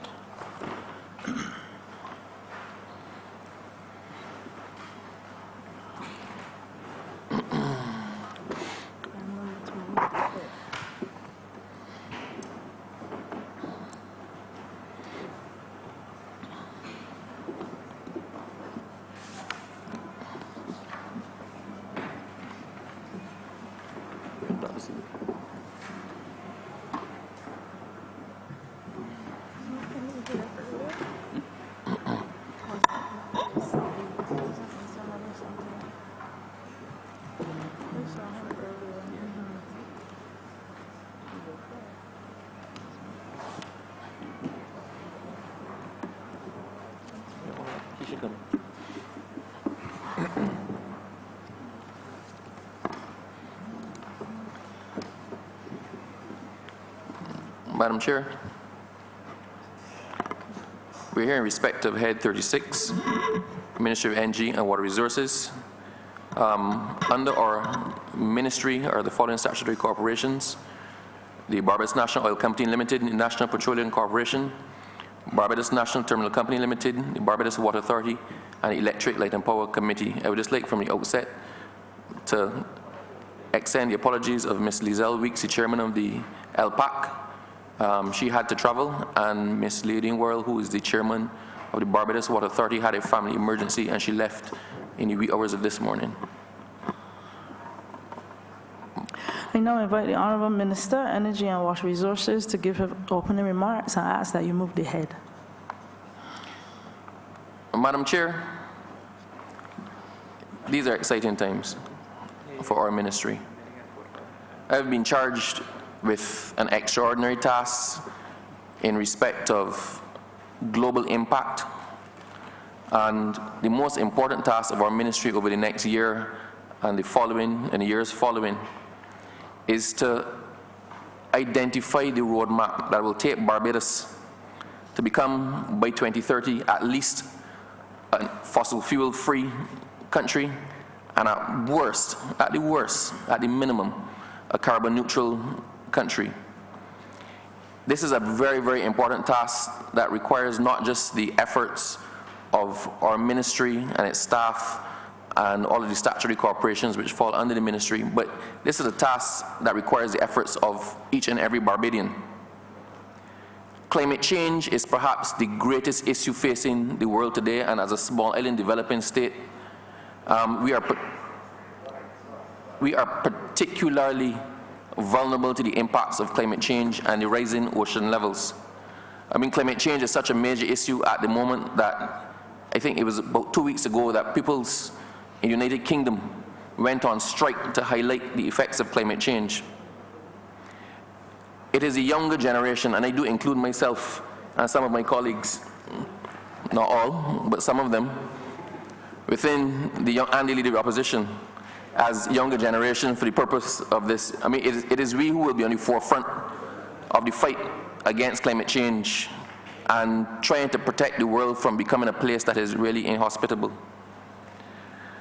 But it is not just energy and the 2030 vision of the ministry that falls to be considered under this head. The Barbados Water Authority is another important component of the ministry, and it is our duty to ensure that each and every Barbadian, from St. Lucie in the north, St. Lucie and St. Peter in the north, to Christchurch and St. Philip in the south, that they all have access to safe and reliable water at affordable prices. But, Madam Chair, while these things sound simple, we, on the 25th of May 2018, inherited a number of issues. We inherited the South Coast sewage crisis, where we had sewage spilling into the streets of Barbados. We inherited a Bridgetown sewage treatment plant that was on the verge of collapse. We inherited a Barbados Water Authority that was indebted in the tune of hundreds of millions of dollars and was giving out contracts like sweeties to children. But despite this, we have exciting programs in place and great plans for the year ahead. I'm sitting on what this government believes will be the engine to drive wealth creation for the ordinary Barbadian through the renewable energy revolution, and through participation eventually in the partial ownership of the Barbados National Oil Company Limited. Barbadians are soon in a position to exploit both renewable and non-renewable assets. And rather than seeking to consolidate wealth in the hands of a few people, we believe that these things which are part of our patrimony should be shared in their ownership by Barbadians. Within the immediate future, we will settle the license with the utility, that is the Barbados Light and Power. And the eventual settlement will likely not see the license in its current form, where there's a monopoly both on generation and distribution of electricity in Barbados. But we're settling this license to ensure that there are equitable opportunities for generation, even if BLMP retains the majority role in distribution, because they do own the grid. We're encouraging the development of solar PV as a vehicle to enfranchise Barbadians, as well as to make our energy supply more climate resilient. To do this, we will have to necessarily improve the roostock in Barbados and also make that more resilient to weather events. So the development of the vision of our ministry and our projects over the next year will not just benefit the ministry and the sector we represent, but they have spin-off benefits that affect Barbadians at all levels. We saw the results in Dominica, where generations of progress was wiped out within hours. We're not God. We can't prevent a major climatic event, but we can, by our actions, by the actions that we take now, mitigate the risks and devastation occasioned by it. We're trying to ensure that the energy generation in Barbados is distributed. Madam Chair, if we look at what happened in Dominica recently, when the hurricanes tore Dominica apart, up to now, there are places in Dominica that still have not gotten the electricity back. There's still people living in less than ideal situations. Dominica was devastated, and it will take them many generations to come back to where they were. Our vision in our energy policy and the distribution of the generation of energy and the pushing of the solar PV and the pushing of the renewable energy sector is geared at ensuring not just that we have cheap and reliable electricity, but it's geared at ensuring that, Father forbid, when a disaster does hit us, as one eventually will, that we're able to bounce back quickly and not be in a position like Dominica. So we cannot continue to operate in silos. So even in the area of electric mobility, we have to secure a Barbados where 100% of the vehicles are powered either by electricity or some other form of clean energy. Electric vehicles must not be seen, just simply be seen as vehicles powered by electricity. But if you think about it and take it to its logical conclusion, an electric vehicle is a mobile battery storage. So you can charge your electric vehicle from a solar panel, run your car during the day, and at night you can, technically speaking, plug your car back in to power your house. So this is not just an ideal, but this has a practical application in terms of, for example, if there's a natural disaster, your house can be self-sufficient while the grid is down by the solar panels or the other renewable energy, and by having an electric vehicle. But it is not all altruistic. So while we want to have a clean country, why we want to use renewables because it's fashionable, the fact is, from a more practical resource, one of the major drains on our foreign exchange reserves is the purchase of oil and gas and other forms of fossil fuels from overseas. So practically, Barbados cannot afford to continue generating energy in the way that we have before. It makes sense. We are a country that's surrounded by water. We have consistent trade winds. We have sunshine pretty much every day of the year. So it makes sense that we start now to invest in a renewable source rather than continuing to run down the finite sources we have or trying to source them from overseas. Madam Chair, our government is further committed to ensuring that Barbadians have a chance to participate at every level, not just in having a solar panel on your house, but even in terms of projects. If you remember, Madam Chair, when cellular technology first came to Barbados, it was legislated that all of the investment, all of the companies had to have a 25% ownership by locals. And we intend to do the same thing for major renewable energy projects.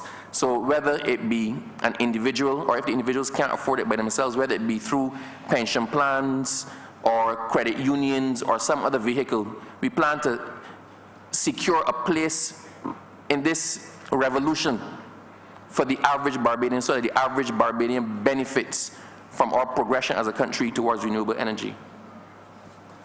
Madam Chair, we are also committed as a government to making Barbados a worldwide center of excellence for research and development and innovation in the area of renewable energy. It is in our best interest to be on the cutting edge of this development.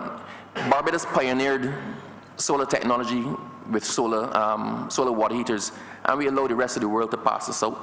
We do not intend to do the same thing. Because it is so important to us as a country, we need to get University of West Indies on board. We need to get the science students on board. We need to bring the best brains that are Barbadians back home to help us to not just develop for ourselves, but to innovate for the rest of the world. There's a Barbadian, but I'm sure I'm going to call his name because he's someone of note to all of us, and it's also in the most positive way. There's a Barbadian called Carlton Cummings. He is one of the leading developers now in the world. I think he was named in the top 30 entrepreneurs, young entrepreneurs in the world. And he's pioneering battery storage development. And there's no good reason why he should not come back into Barbados and do it from here and bring other people along. Thank you for that lone voice crying in the wilderness. Madam Chair, that's the exciting part. The part of my ministry that is not as sexy is water. And we know that Barbados has had some challenges with the water supply and with the sewage network. And there are a number of persons who are dislocated by reason of their lack of access to water. But neither the chair of the Water Authority, the general manager, the staff of the Water Authority, or myself will sleep well and be able to measure success unless we're in a position where water is distributed to everybody in Barbados who needs it. I cannot promise perfection in this one, Madam Chair, but I can guarantee I'll bend my back and work tirelessly every day, along with the rest of the management, to improve the delivery of the water service in Barbados. And we have started already. We've taken a decision to upgrade all of our sewage treatment plants in Barbados to tertiary. Half of the problem with the South Coast crisis was the fact that it was untreated sewage. Had that sewage been treated to some other a tertiary level where the water could be better used inland to recharge the aquifers or in agriculture or in manufacturing, then there would not have been that issue with the the byproduct out of the plant coming up on the streets. But we are in discussions presently with the CDB in relation to the permanent outfall of Worthing, and we are also talking to the European Investment Bank and CAF about the upgrade of the plants to tertiary. We are also in discussions with respect to pilot project to use a modular solar desalination plant to allow us to bring back online a number of the wells that have been overpumped. Some of the wells, because of the shortage of water in the central and northern parishes, have been overpumped to the point where we're pulling from the wells brackish water, salty water. And when this project comes on stream, and with the success of this project, we expect to be able to bring a number of wells that we've taken offline back into production, and that should help to complement the water reserves in the affected parishes. So we are not just sitting back, Madam Chair. We are pushing to do everything we can to alleviate the suffering of Barbadians in this respect. Immediately, we are looking to increase, or we're going to increase the supply of water from the Ionics desalination plant. That's the one in Spring Garden. The former minister, Madam Chair, had negotiated an increase in production, but it was at a... You have about a minute. Yes, Madam Chair. They had negotiated an increase in production with Ionics, but to be honest, the cost of the desal water was prohibitive. I would like to commend those in my ministry, as well as the Minister of Finance, who was able to negotiate a reduction of, I believe, 15% of that contract price. So this now makes the use of desal water to supplement the areas who are affected by outages and the reservoirs affected by the outages a more viable option. Madam Chair, I inherited a litany of woes from contracts that were given out by the last administration, including quite a few in the dying days. 2 desal plants that the Barbados Water Authority cannot up to now convince me that we need, that with the increased capacity from Ionics would have put another $100 million in debt on the Barbados Water Authority per year. And that does not even include contracts for 2 other temporary desal plants in St. Lucie and Trent. We're looking to cut the water bill because the Barbados Water Authority is the largest consumer of electricity in the country. We're looking to cut that electricity bill by introducing renewable energy, solar and wind, to provide the power for the pumping stations and for the reservoirs. And there are other things that the Barbados National Oil Company is into in the area of renewable energy, but we'll get to that in any questions. The bottom line, Madam Chair, in wrapping up, these are exciting times. We are on the cusp of an energy revolution, and we're in the process of revolutionizing our treatment of wastewater in Barbados. So while we have to balance our ambitions with the practical reality of fiscal constraints and the need to upgrade our delivery system for potable water by identifying new sources and replacing our aging pipes and main infrastructure, we are facing our responsibilities in both energy and water head on, and we will work tirelessly for the betterment of all Barbados. I have to say this one last thing.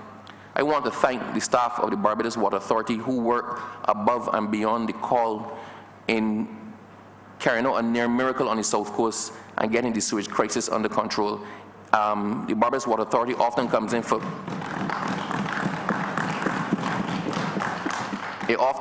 a lot of flack, but I believe credit must be given where credit is due, and they pulled out all of the stops and did what people thought was impossible, so I wish to commend them. Thank you. Could you move the head, please, Honourable Minister? I would like to move that head number 36 in the amount of $33,164,706 stamp part. 31 million. 31 million. Honourable Leader of the Opposition. Thank you, ma'am. I want to say good afternoon to the Minister and his team and thank them for being here. I understand we have maybe 3 or 4 hours for this interaction, so perhaps this time we can range far and wide.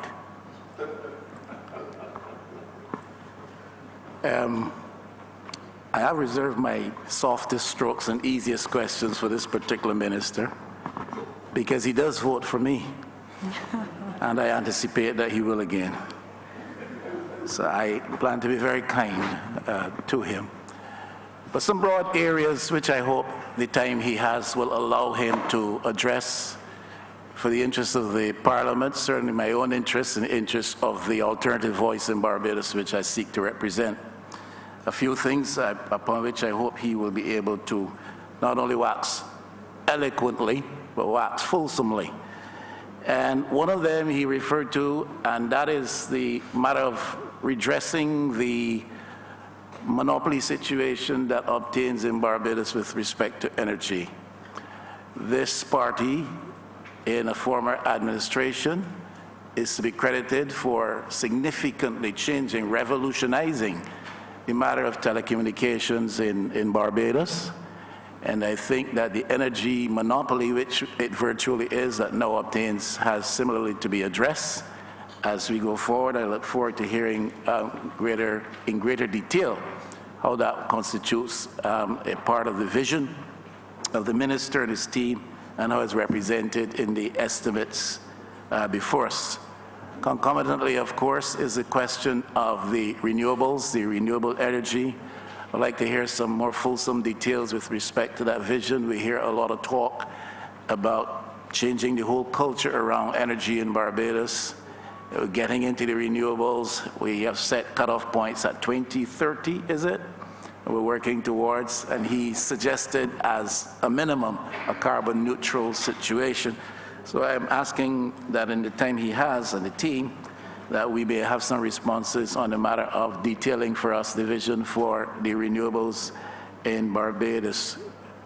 Also, with respect to that matter, the issue of emerging opportunities for persons who, big or small, who may want to invest in the renewable energy sector in Barbados, and how are you going to facilitate a culture and a context in which those investment ambitions and aspirations may be realized.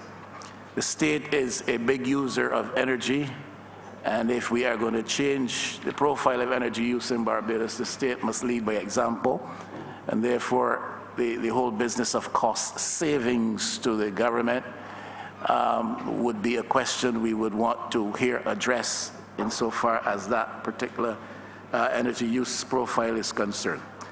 Sewage system challenges. The minister has just given credit to the Barbados Water Authority for what he calls the almost miraculous job done with respect to addressing our sewage problems on the South Coast. We have sewage problems in the city, and in fact there is emerging some smaller context sewage problems in urban Barbados. Certainly in St. Michael West, there are 2 or 3 spots where this is becoming a bother. So we will want to hear a bit more detail as to where we are right now with respect to addressing the problems at Christchurch, addressing the problems in Bridgetown, and where do we go with respect to that tomorrow.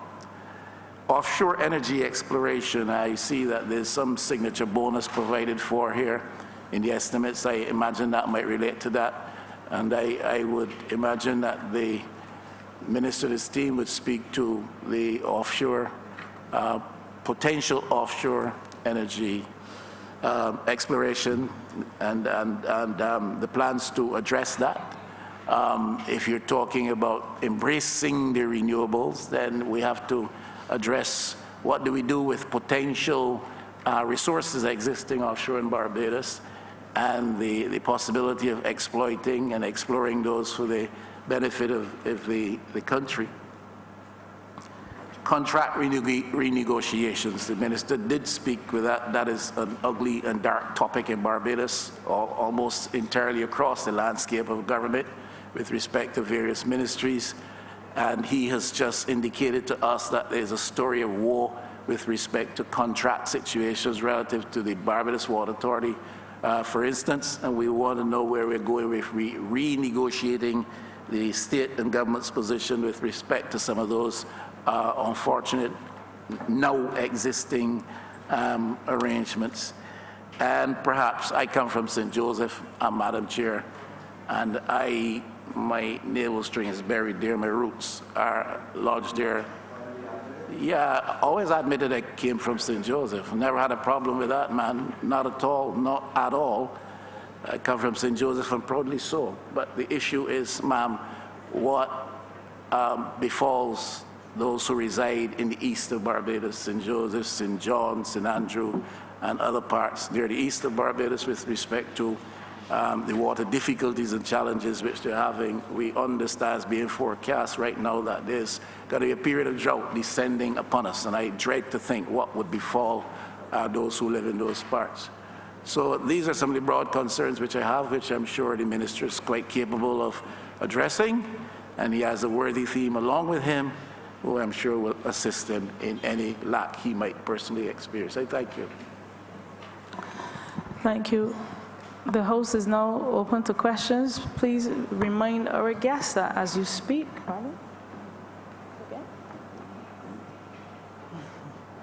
this committee is now open to questions. I want to remind our guests to please, when you speak, introduce yourself and state your post. We start with the honorable member for St.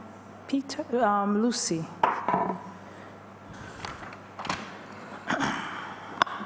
Thank you very much, Madam Chair.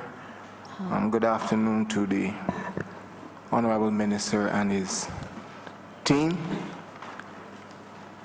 Let me begin by congratulating the Honorable Minister and the team for the successes with regards to the tremendous work that's being done with the South Coast Sewage Project and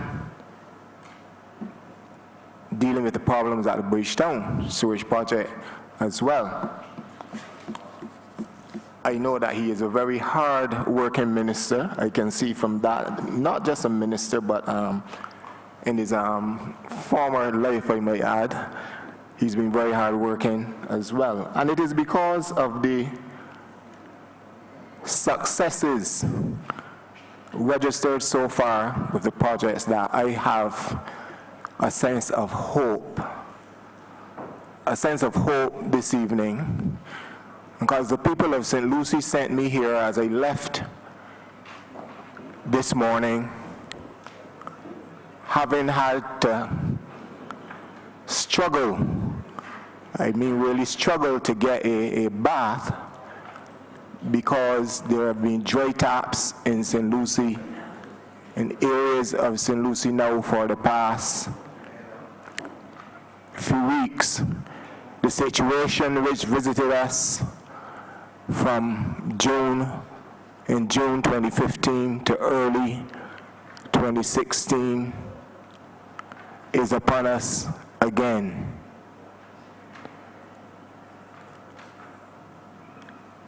It is very difficult to go through 6 months having dry taps, cannot do your business properly, and now 4 years on, it seems that we have to go through the same issues or the same situation again. But I am confident, and I am putting my confidence in the minister and his team. You have worked wonders, the South Coast, and the people in Oxford, in Mount in Alexandria, in Cottage, in Tree Hill. And these are some areas, 2 areas at least I call related to St. Peter, because we share, myself and the member of Parliament for St. Peter, share borders in a number of these areas. So when the water is off, in my area, for instance, Alexandria, I know that Daytrill is having problems. I know that Basketball is having problems in places like Harmony and Careful, where we have 2 centenarians, in places like Lowlands, and so on. I can name a good few more districts that have been affected. You have a few seconds left. If you're asking a question or comment. I am asking a question, ma'am. I am giving preamble. Your time is up, so could you my time is up. Well, yes, I will pose. I will ask the question directly. What is happening, or what plans does the BWA minister have to remedy and to deal once and for all with the water situation that affects the people of in the constituency of St. Lucie? basically, the answer that we give in relation to St. Lucie is going to be the same answer for all the affected areas. It's a technical one, so I'm actually going to turn this over to the General Manager of the Barbados Water Authority. Thank you, Honourable Minister. And through the Chair, we know that this is a pivotal and a very challenging issue for all of Barbados, and I do welcome the opportunity to be able to respond on behalf of the Barbados Water Authority, certainly, and on behalf of the Ministry. Climatic change has affected us and has added its challenges to our ability to manage the supply of water, and we are taking that very seriously. The outages that we've experienced around the country have been attributed mainly to three incidents or three factors. We have had an increased number of bursts, main bursts, and that is primarily because we've had an aging fleet going back to at least 1857. And that, as its age has been presented a number of problems. We have also had weather issues which has resulted in increased demand as the dry season comes upon us, and particularly in light of the drought that's now ahead of us. The drought conditions are quickly manifesting themselves. We have also had frequent interruptions or frequent disruptions in pumping as a result of electrical outages. And these disruptions have actually damaged quite a number of our pumping systems. And these are the three main areas in which we find ourselves doing battle. But specific to St. Lucie, particularly over the last 2 weeks, and we have been sensitive to what has been happening in the half-acre area through Lamberts, with Bosqueville being at the end of that distribution system, and a number of the territories, a number of the areas you have listed in terms of Date Tree and so on. We have had some challenges with the Hope Desal plant. The pumping system went down. We repaired it, it went down again. We had to repair it, it went down a third time. We pulled the entire system down, we rigged it up properly, we put a non-return valve, and that system is now up and running. It takes a little while for that system to replenish, but we know that over the weekend we should start seeing the fruits of that labor. We should start seeing water going into that system. But what you really want to know is what is it that the Barbados Water Authority has in its plans? What can the Barbados Water do to alleviate this situation, a particular situation that finds itself manifesting again, time and time again, 4 years later? The short-term pursuits, which are not necessarily the best, we are continuing to install community tanks. These are but a temporary and a fallback measure, not only in terms of these particular instances, but also for emergency events. We are deploying our tanker fleets as often as we can, certainly pushing as much as we can, and we are hopeful that as the Barbados Water Authority moves, not we're hopeful rather, we're certain that as the Barbados Water Authority moves into a shift system, we'll be able to manage the supply on a 24-hour basis. But medium term, you'll be happy to know that we do have some plans that are afoot.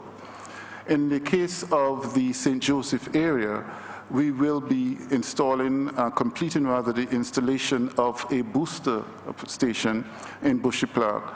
And that station will push an extra 250,000 gallons million gallons per day into the Bowmanston Golden Ridge distribution system, which will in turn feed the Casa Grande system, and that will supply additional water into the St. Andrew and St. Joseph area in particular. In addition to that, with the expansion of the desalination plant at Spring Garden, we will be installing another booster station at Trent. The expansion at Spring Garden will put into our distribution system another 15 million gallons per day. And that will be pushed to the Lazaretto, to Carlton, up into the Trent. And that booster station would then serve to push a combined 1 million extra 1 million gallons of water per day into three main areas. Some will move towards the north, which will also help to replenish the same areas you have mentioned. Some will move through Lancaster, through Apeshill, into the Casa Grande area, again adding additional supply into the St. Andrew, St. Joseph area.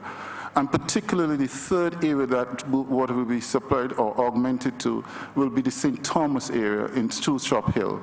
Shop Hill will actually feed St. Thomas, St. George, and so areas such as Redmond Village, Welches, and those surrounding districts will see that the outages we mitigate more and more. We recognize the challenges there, and we are pushing as fast as we can to get these booster stations in effect. As a matter of fact, the Bushy Park booster station should be completed by the end of March. That for Chents should be completed by the end of April, early May. So in short order, and certainly as the drought hits upon us or comes upon us, we believe that we see that we'll be able to add or augment the water system. But that is not all.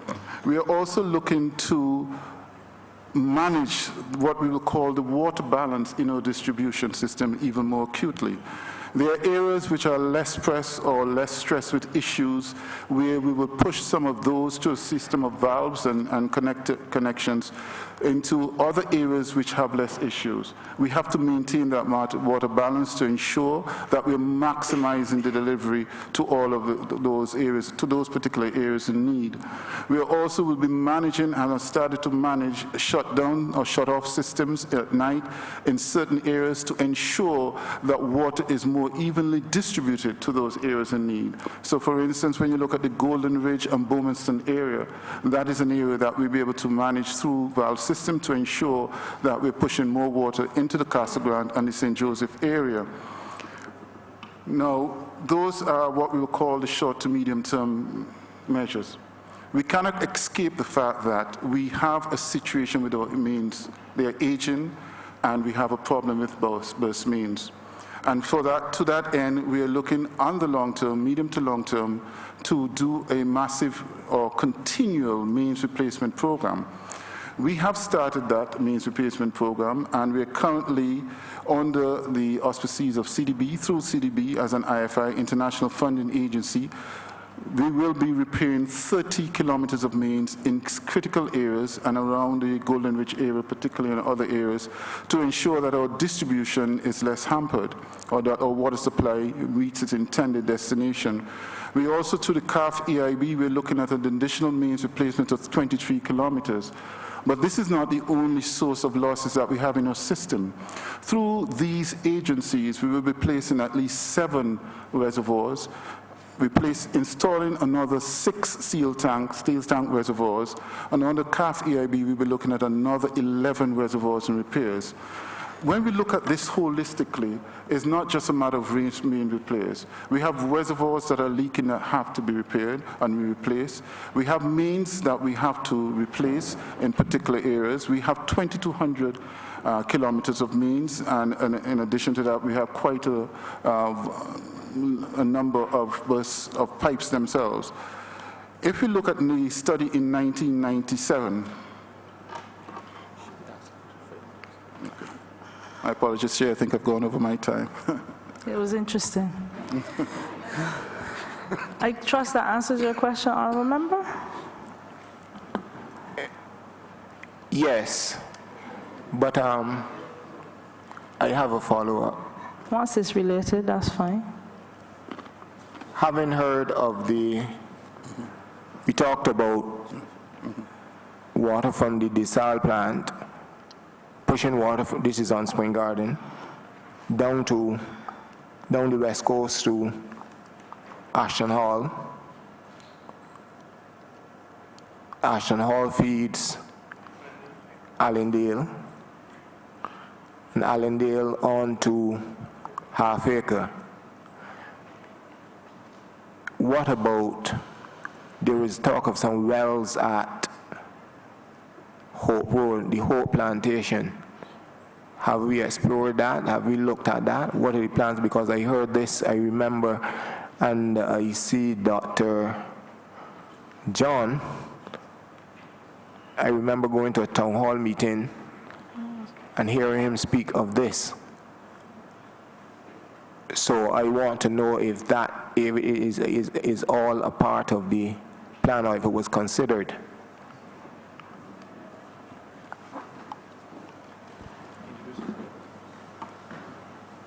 afternoon. My name is John Mwanza. John Wanze. I'm technical advisor to the Water Authority. You'd have heard the general manager talk about the desal plant in St. Lucie. That is at Hope Plantation. So the well that would have talked about at Hope is the one that we have a package desalination plant at, which had some problems last week and has been put back into production. So there is no additional wells that are going to be constructed at the Hope. Beverly.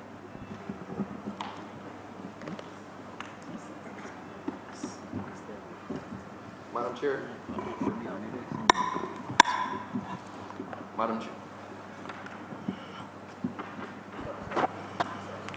Madam Chair, right. I just want members to understand as well, the difficulty is not simply in getting the water to send through the pipes, but we have another difficulty because some of the mains are from 1866, 1856. When you start to increase the pressure through those mains to augment supply or to feed or to try to get more water into the system, we've been recording a record amount of burst mains. So every time we fix a main or fix a significant stretch of main, then we get a burst in the area just beyond that as more pressure is delivered in there. So we have, Madam Chair, we have inherited a major problem. The Barbados Water Authority is trying its best. It is not as simple as finding water and sending it down. And you're trying to juggle many things at the same time. So I just want members to understand and just remember, as we get all of these systems online and we start to augment the supply, that is going to be accompanied as well by an increase in bursts until we get all the mains replaced. Thank you. Honorable member for St. George North. Thank you, Madam Chair. Good evening to the Minister and his team. I want to ask a simple question. Of course, you talk about burst mains and so on, mains that were in place from the, I guess, 17th century. What programs do you have to start your capital work to replace some of these mains? Because I have heard this many times. I've been here for over 25 years, almost 25 years now, and all ministers talk about mains that were in the ground for that length of time. What programs do you have? Because you cannot do all one time. What programs do you have to systematically erase this problem over the next 10 years or so? Because I believe that the Water Authority should look at a long-term program of getting a capital program to replace these old mains. And the other question is one of detection. In an age where you have technology, can you detect these leakages? Because I'm aware that over the past years, the Water Authority has been really operating on guesswork. And you may dig up a whole village to find a main maybe at the end of the village.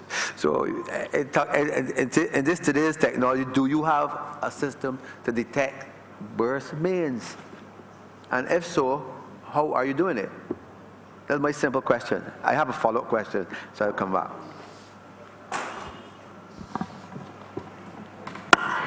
I'm going to let Mr. Halliday first speak to the mains replacement program, and I'll let Dr. Mwanza speak to the technical aspect of the leak detection. Honorable Minister to the Chair, we are actively engaged in a very capital-intensive program for mains replacement, and it has consideration for the long term. Understand that we have 2,200 kilometers of mains that we have to constantly repair. Understand that we have at least 2,200 kilometers of mains to be repaired. However, we have 2,200 kilometers of mains, much of which needs to be repaired given that it is aged. But it's a very expensive endeavor, and so yes, we are in sync with you that a capital program must stand over several years. At the moment, we are on the verge of starting repairs to 30 kilometers of mains under a CDB loan program. Lined up behind that is an additional loan program with CAF EIB for another 23 kilometers. Every time we work with an IFI or international funding agency, there are two considerations we ensure that we cover. We look at general upgrades of the system, usually reservoirs and otherwise, and we also look at mains replacement, and that will continue to be an active engagement by the Barbados Water Authority going forward. Yes, with regard to leak detection, Minister, we have had an active leak detection program using modern technology, which we have expanded on. The board approved an establishment of a non-revenue water unit. Non-revenue water is water that the difference between what we put into the system and what we bill to the customers as consumption. We use different types of equipment. There are acoustic equipment, which you have to walk on top of the pipe and listen to the sound of the noise escaping the pipe to identify the location of the pipe, the leak. What we have to recognize is that because of the coral limestone characteristics, not every burst comes up to the ground. So unless you walk the path of the main and listen to the noise, you would never be able to locate it. Additionally, we have logging equipment. These are data loggers that you install on top of the pipe at a certain distance. Those you could put out in the system, and where there is a leak in the system, an alarm goes off. So it gives you an indication which end of the pipe has the leak. So it reduces the amount of time that you spend. Instead of walking the whole length of the pipe, you know you need to concentrate in a particular direction. So we are using equipment, and it is the latest technology that is used in leak detection. If I can, Yeah. if I can add further, the leak detection unit has actually helped out some householders. We've all heard from our constituents of people who all of a sudden have a bill up in thousands of dollars, and often they think it's a missed bill, or the Barbados Water Authority has made an error. But in the majority of those instances, and I personally was one of them people, in the majority of those instances, when we dispatch the leak detection unit to the residences of the homeowner, we're able to source and identify leaks that are underground, under driveways that people do not even know are there. So in the majority of instances, it is because people have had a leak going on underground that they have not been able to detect. So the technology is actually quite advanced, and if we were trying to find a leak in a particular road, you can actually track it pretty accurately. We use the same leak detection technology to help out on the South Coast when we're trying to trace the breaches in the force main and also the breaches in the sanitary sewer. So the leak detection unit of the Barbados Water Authority has actually been responding to a number of calls and not billing for it. So they've been trying to help out householders to identify leaks on their property that they would not otherwise be able to source. My follow-up question, Madam Chair, is this. It has to do with the supply and demand for water, which has to do with great degree of planning. I see development going up all over the place, and I understand, based on our manifesto, that we'll be looking at additional number of businesses and houses in certain areas. In terms of planning, how do you see the Water Authority moving to create the market for your water, and how do you expect to supply base if you say that we have a shortage? Are you going to use more desaled water? Are you going to use more water from the spring? Because I find that this department is not as, should be more aggressive when it comes to look at planning permission. You see, and persons may put on a development and then want water. How do you track these things? Honourable Minister, I can confirm that the Barbados Water Authority works with a number of ministries to track exactly your concern. And I can list at least one example. We can look at the St. Philip area in the Grove area where we are aware that a hotel is under construction and there are a number of developments in the wait for additional water supply. And to that end, we have started to upgrade the mains in those areas. I think we're upgrading one of the mains to a 10-inch main, and we're replacing one of the mains with an 8-inch main. And that also, that really serves, if you want, three purposes. One, it reduces the number of leaks in that particular area and helps to service that particular areas, particularly those residential areas. Two, it prepares for when the demand surges or increases with the development of the additional business communities and hotel. And thirdly, it aids also in facilitating the water, which I would have indicated through Bushy Park, that would be servicing the Bowmanston distribution area, which in turn will flow into the Castle Grant area. But that is one side of the coin. Where the demand is concerned, we cite again the fact that we are looking to produce or add additional, bring into production additional 15 million gallons to the Ionics plant. We are looking to conserve or through losses of water by what has just been described and the aggressive plan of action that we are taking through our non-revenue water department and through our means replacement. And these are the areas in which we know we can show up the supply of water to the areas that are in demand. But we are working with the town and country planning. We are working with a number of ministries, and every single planning, every single development that is approved, rest assured Barbados Water Authority has an input in that plan. Let me just add a point of correction from the number given by the general manager. Instead of 15 million, it is 15,000 cubic meters. 15,000 cubic meters, which translates to 3.3 imperial gallons per day. 3.3 million imperial gallons per day. And to add on to what the general manager just added, in the CAF EIB contract that we're about to sign, we have included the preparation of a master plan for water, wastewater, and stormwater management, which will deal with an analysis of the demand projections for now and for the future, and will deal with all the development information that we normally get from the Town and County Planning Office. We have the same GIS database as Town and County Planning, so when they get their development information, they share with us, and we could put it on our system, and we will identify where those demand nodes are going to be. And just to supplement both answers, the Barbados Water Authority is planning to not have a shortage of water through the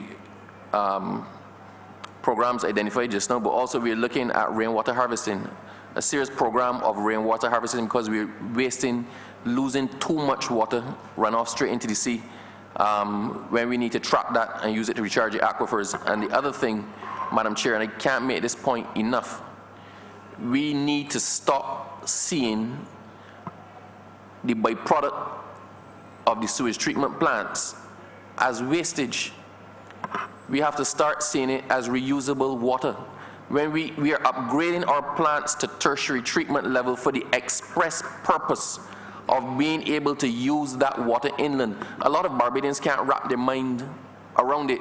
But when you go to Miami and you turn on the tap in your hotel room, the bulk of that water is reused. When you go to major cities in Europe, like London and France, and you turn on the tap, it's not spring water coming out. That is reused water. So we need to not be pumping millions and millions of gallons per day out into the sea. What we need to be doing is treating it to a standard where it can be properly used inland, either to recharge the aquifer, use it directly in manufacturing, use it for agriculture. But when these things come online, and to be honest, Madam Chair, when we get the upgrades of the plants, the Brishon plant and the South Coast plant, a lot of water will now become available for a lot of things where we are now short.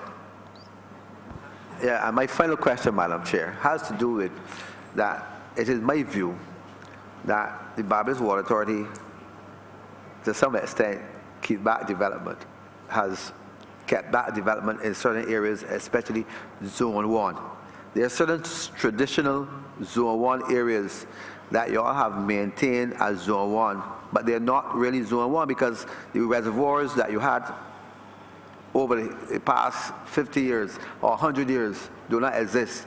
And I speak about places in the St. Thomas area that you have north of the St. Thomas Parish Church, all the land going from there right to St. Peter, you have categorized as Zone 1. But do you have a reservoir, and do you still use those reservoirs? And I want to find out if the reservoirs that you use over 100 years, if they are still in existence today.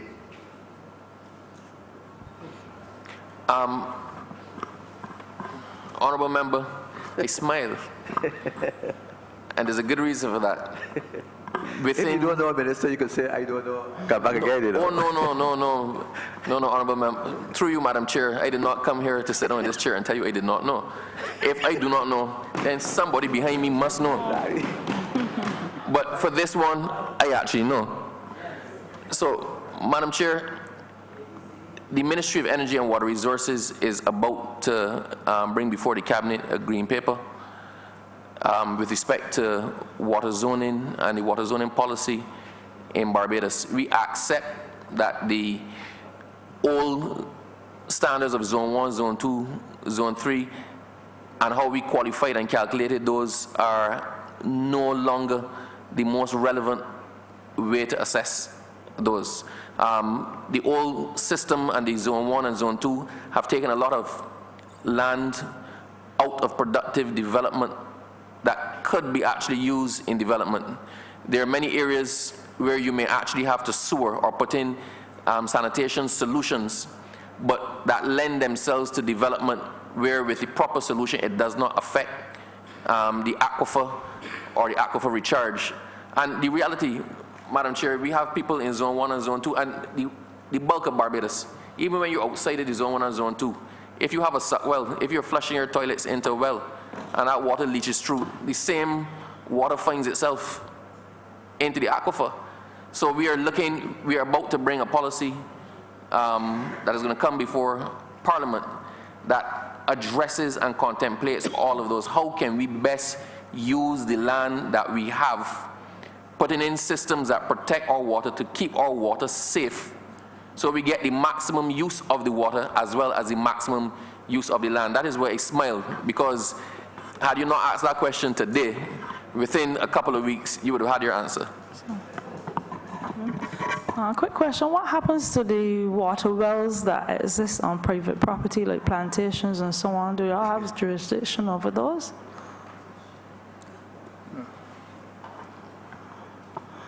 Yes, ma'am. Under the old Underground Water Control Act, the then Water Board was responsible for licensing of groundwater obstructions. The wells that predated that act would have been grandfathered in. But when the Water Authority was created, that act was taken up into the BWA Act. So the BWA is responsible for licensing private well obstructions, most of which have been for irrigation. Thank you. Honorable Member for St. Peter. Thank you very much, Madam Chair. And I think as the Minister and as the General Manager of the Barbados Water Authority would expect, the people from Boscobel want me to ask specifically about water. And I'm not going to ask, though, the question that would already have been asked, because I think that was properly put. I want to say, by way of contextualizing, that this is an urgent matter. I made a decision, much to the chagrin of my family, not to put in a water tank, because I think it is important to understand what people have to go through when there is no water. I've seen a house burn to the ground in Boscobel, June 1st, 2015. I believe that not having water supply would have contributed to that. I'm not saying that you're responsible for the family not having a home, but it is an example of what can happen. Now, there are a number of things that were mentioned as it relates to water supply, augmentation. What I did not hear, and I want to ask this in three parts. I am not sure that I heard an estimated timeline. And the reason why I'm emphasizing estimated is because I know that timelines, I can't hold you to say on the 15th of September, that kind of thing. But what is the estimate? Is this months? Is this years? I am aware that the minister has said publicly that Christmas will not come. That's an undertaking, but Christmas is a little bit far from here. And the people in Boscobel, or what they call the greater Boscobel area, really don't want to wait until Christmas. What is the timeline for having some kind of solution to this vexing problem? But I can ask the others as well, if you want me to. Dr. John is aware of this because I raised it with him at the town hall meeting that was called 2 years ago, only when the water came back. And the people in Boscobel were quite angry about that the Barbados Water Authority turned up after the water came back, so they did not attend the meeting. One of the issues that they have, because they are all reasonable people, they understand that we have droughts and we have challenges. What they were not able to understand, and I feel a little bit peeved about this one, because something significant happened in May last year, but I'm still seeing a pattern. And that is the people in St. Peter and St. Lucie, and in some cases St. Andrew, are not made aware when the water is going to be off. So that when I turn on 100.7, I may hear that water in St. Philip, for example, is going to be off. I'm not sure that I've ever heard that the water in Boscobel or Datetree Hill, Pike Corner, Cave Hill is going to be off today between the hours of what time and this other time. Those people, the residents in those areas, have said to me that they find it disrespectful. And so I am asking, this is not a blame game, I'm thinking about going forward. I am asking if there is some plan to inform the residents of affected areas in a better way than has been done in the past. In a way that, even though you may not have meant it, you meaning the Barbados Water Authority, not you specifically, you may not have meant it to be disrespectful, but in a way that will allow residents to understand that you are not treating some better than others. And so I want to find out what is your plan for that, and also in relation to that, the distribution of tankers. We have a pretty good relationship, Mr. Halliday. I want to thank you for that, a pretty good relationship with you. And when the water is off and the tankers come, I have to compliment you and your team at Barbados Water Authority. You've been very responsive. The only issue in that area has to do with areas that are not really accessible, properly accessible. And we have, like the Honorable Member for St. Lucie said, we have a number of long livers in the north, because the north is probably the best part of the island. And some of them live in places that a truck cannot get to. And while they may be home during the day, they are not persons at home with them who can lift the buckets of water to their homes. And I'm wondering what the Barbados Water Authority charged with giving drinking water and potable water to the citizens of the country. What can you put in place to alleviate those challenges, especially for older persons and others who are living, let's say, off the beaten track? Thank you, Honourable Minister Jordan.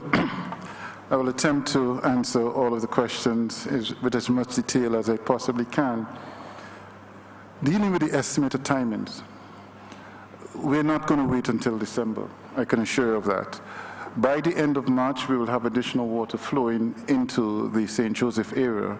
But what will directly affect your constituency is what we're doing through the expansion of the Onyx plant and the increase in water flow through to Lancaster into the north. And that will be in effect by the end of April, early May. What I can say that, and we're acutely aware of the challenges that you've been facing recently, and that was because the desal plant at Hope St. Lucie was down for what I would call an extended period of time in the circumstances, just over 2 weeks. The Hope desal plant sends water into the half-acre distribution system, which then goes into Lamberts, which then goes into Boscobel. Regrettably, Boscobel is at the end of that distribution system, and therefore, while half-acre and Lamberts sometimes may have water, it takes a while for the system to be properly charged where Boscobel is concerned. And that we've realized is a challenge that we've had. What adds to that is the fact that while we have a number of reservoirs in the area, we are admittedly currently not able to fill those reservoirs to maximum capacity because of the state of those reservoirs. Under the CDB program, we will be tackling that. That is a medium to long-term endeavor, so that will probably happen over the next 18 months and not over the next 6 months to a year. But as long as we have the desal plant at Hope going, you should have less incidents of water outages. And once we get the Annex plant expansion going in full, you should have additional water augmenting those same distribution systems that are affecting much of your constituency. In terms of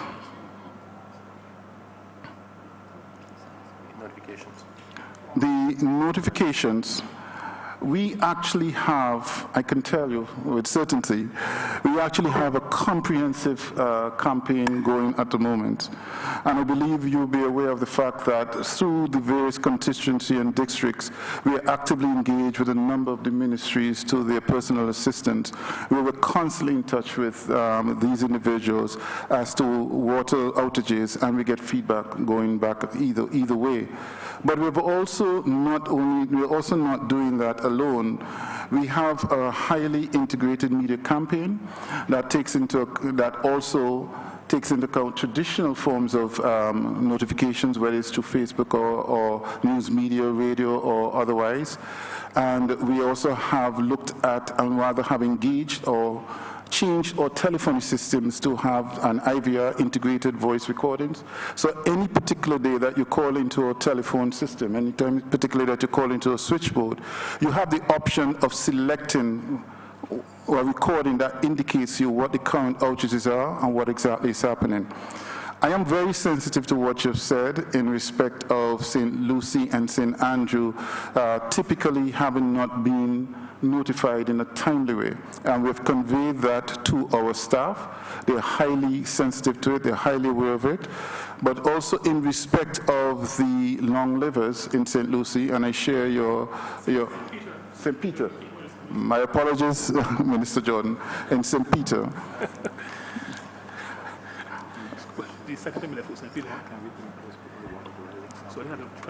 Right, so in respect of those who are living off of the beaten track, our tanker services, the guys who work the tanker services are actually quite aware of the fact that this is a challenge. And most times, as far as we're aware, those are the guys that get out and they actually assist either the disabled, if that is the correct term, or or elderly folks who are not able to actually lift the heavy buckets and get the water in place.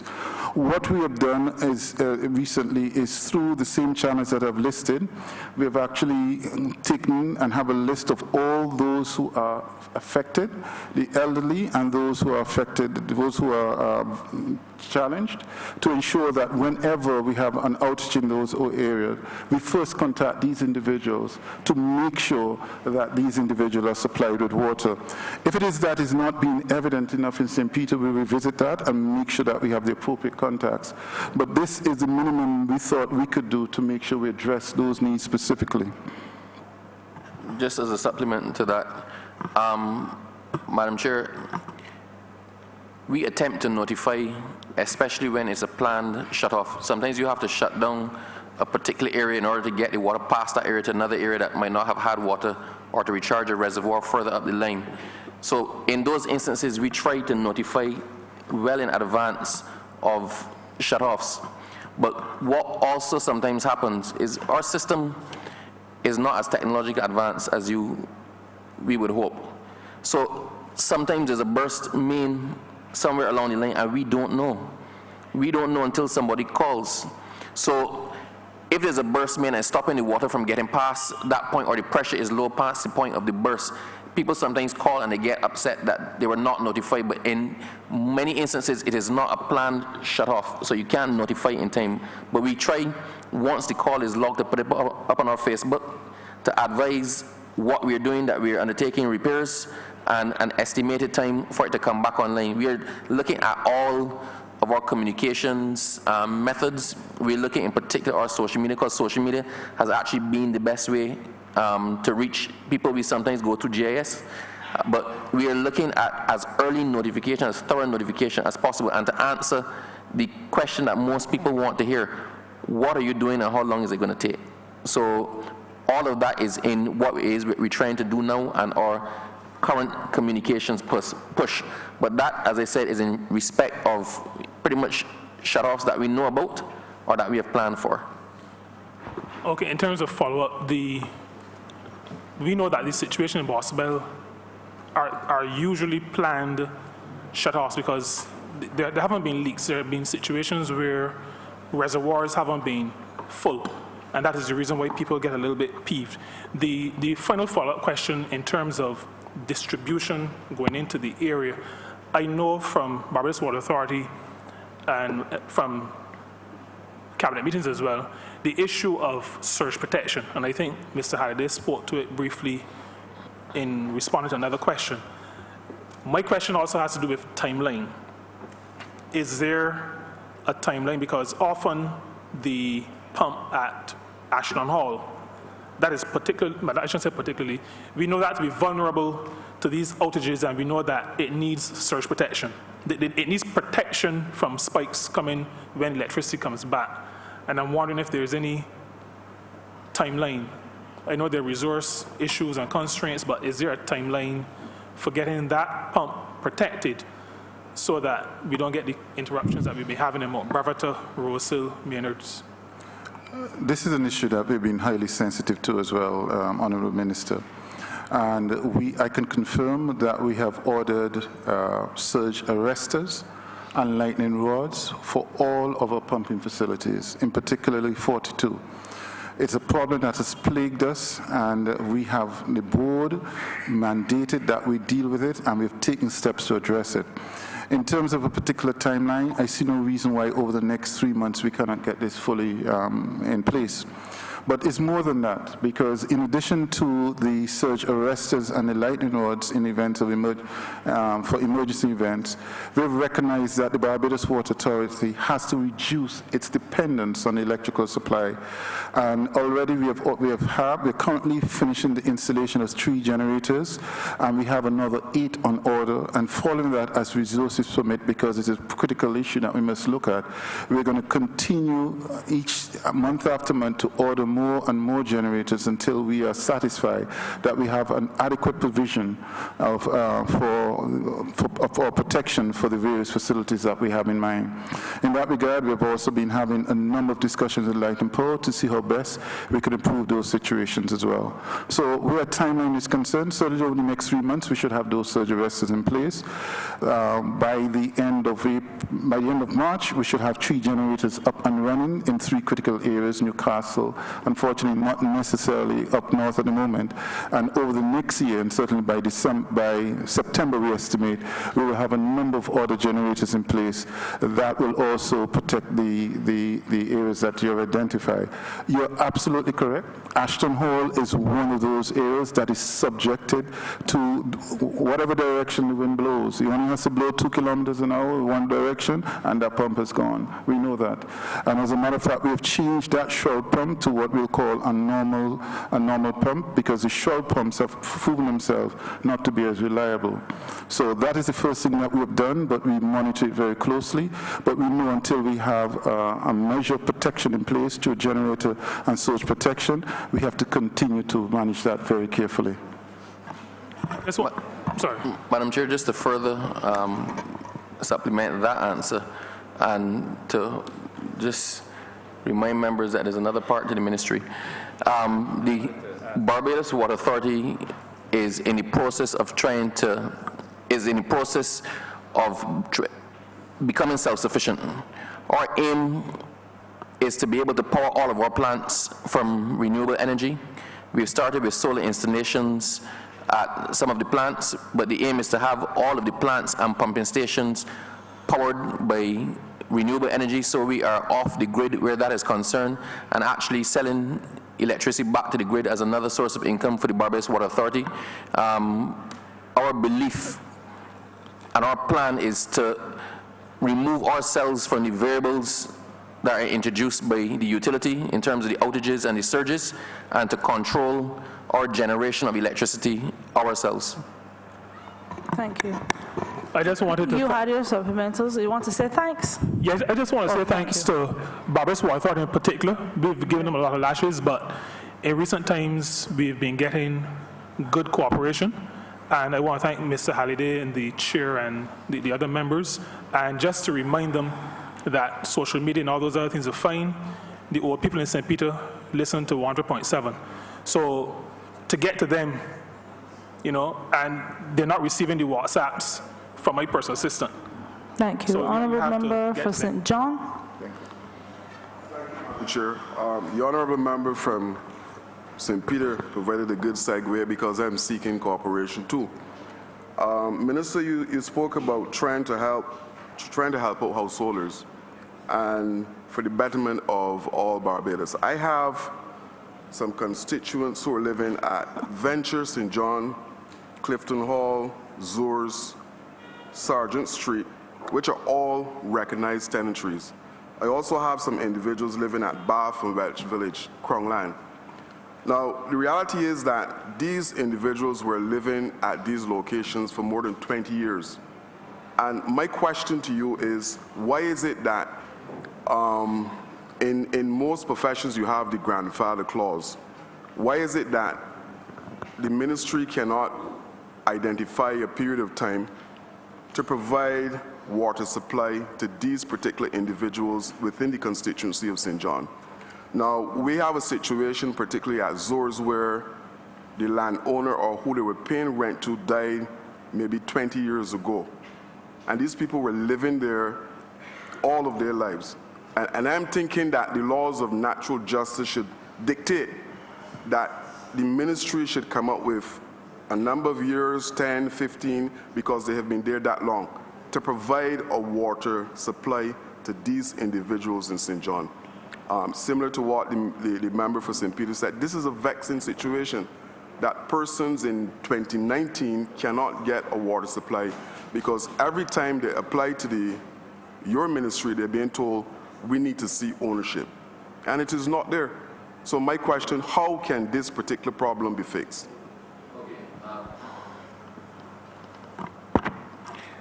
Madam Chair, that is, and member, that is a very important question, it affects not just you and your constituents and the member for St. Joseph and his constituents.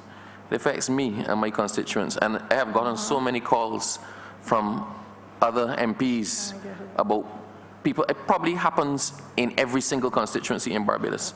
The peculiar thing about water arrears attach to the title to land. So they go with the land. So one of the things that you have to be able to satisfy when you are selling land, satisfy a purchaser, is that the water rates have been paid. Because nobody is going to buy a piece of land with outstanding water rates, because you then inherit the debt. So what has happened, because water runs with the title to the land, it is illegal to connect somebody to water if that person does not have the express written permission of the title holder, because you're effectively putting somebody in a position where they can create a charge on somebody else's land potentially without their knowledge. I accept that the situation causes injustices sometimes. I accept that you have situations where somebody dies and the estate has not been dealt with, and for some reason, if the water supply was not disconnected, then you have no problem. But for any time it becomes disconnected, you have to put it back on, and the person who holds the title is dead or unavailable, you can't get it back on again. You have situations where people have been living on land and who are, technically speaking, under the laws of Barbados, entitled to ownership of that, because if you live on land and you get rights by adverse possession, if you've been living on a piece of land and treating it as yours, use it as a right for over 10 years, then you can actually apply to the court and get a deed saying that you're the owner of the land. So there's situations created when people are entitled to have a legal right conveyed to them, but they don't yet have it in hand, and so the water is not connected. I shouldn't speak about what happens in cabinet. What I will tell you is that in line with all of the water papers that we're doing, the water rezoning policy, some other papers and amendments to legislation are coming, one of the things that we are looking at and intend to bring in as short a time as possible. We attempted to before, for one reason or the another, we had to pull that one back. You were there. We had to pull that one back. We had to line our ducks up to deal with a number of other things, including the water zoning policy. Once these things have gone through, then we're going at that again, because it is in my best interest to have that sorted out as well. As I'm speaking to you, I'm seeing this particular person's face in front of me, in front of my eyes, that I know will never vote for me again if I don't get that sorted out in a short order. So it is a situation that can be corrected. As it stands now, the Water Authority has no choice because it is against the law. But it's the same thing with Crown land. Crown land is owned by somebody, it's owned by the Crown. So if you get a letter from the ministry, from the National Housing Corporation or somebody, or whoever the title holder of that land is, you can get the water connected to it. But people see Crown land as free land. Crown land has an owner. It is owned by the government of Barbados, so the same rules apply. But we're trying our best to get this anomaly sorted out as quickly as possible, because we realize it causes hardship and as you said, injustice to some people. But there are other constraints, there are other considerations further down the line. It is not just the inconvenience of your constituent not having water or my constituent not having water, but it is also you have people living in a house where they cannot practice proper hygiene, and we put ourselves in a position where it may result in something a lot more serious than an inconvenience. So we at the ministry are well aware of it. We drafted something in relation to it before. We are redrafting with the proper considerations as informed by the Attorney General. The Attorney General and I have spoken, and we've been advised as to what is the best way to go about this to provide some measure of protection to the title holder. The board of the Water Authority has already agreed with us, but as soon as we get the water zoning policy through and some of the other things that we have to do before we get to that, we're going to push that one as a matter of urgency. That one is not something being kicked down the line. That one is there, and as soon as it is possible to do that, we will do that, because I do not want to preside over a ministry and have a statutory corporation under me that is depriving Barbadians of what I see as a basic human right. So that is a foremost concern, not just for the BWA, but also for our ministry. I hope I've given you some comfort. We'll prefer timelines, but I'm satisfied, Minister. Madam Chair, I have one other question, then I will give way. Your strategic goals, you speak about reducing the electricity consumption. We can hardly hear you. Just pull the microphone. Oh, okay. Thanks. The strategic goals, reducing the electricity consumption. Now, we have a major problem in Barbados with the youth, with guys on the blocks. And my question is, because I believe, and I'm wondering, the question is if your ministry is looking at it. We have playing fields that are scattered all across the country.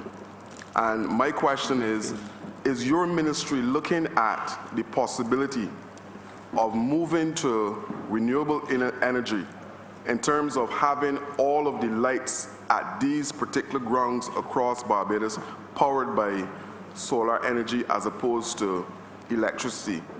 And the primary reason for the question is because a lot of the guys who would come out at night and play or get involved in sports cannot afford the $10 to go to Sports Council to buy a token that will last for an hour or so.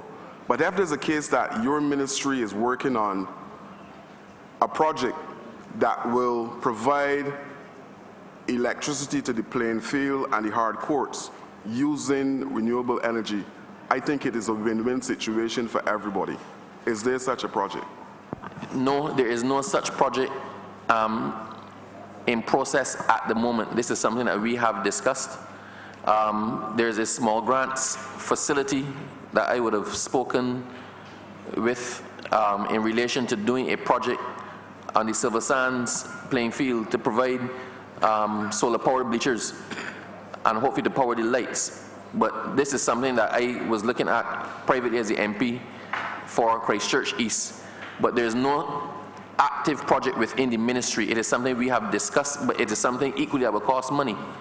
And so unless we can find, we will look for funding for it, but unless we can find funding for it, then it will be difficult for us to do it. I have spoken to Minister King about it, and he has undertaken to work with me to try to find some funding that will cover both sports and renewable energy for us to get this here done. So it is something that we have discussed within the ministry. It's something that I have dealt with personally as an MP. It is something I've discussed with the minister responsible for sports, and we're looking to do it once we find an avenue to do it because it costs money.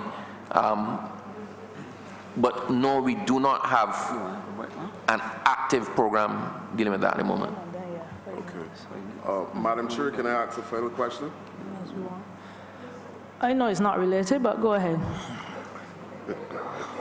I'm sure it's probably being done, but I saw in the papers that there's a drought coming.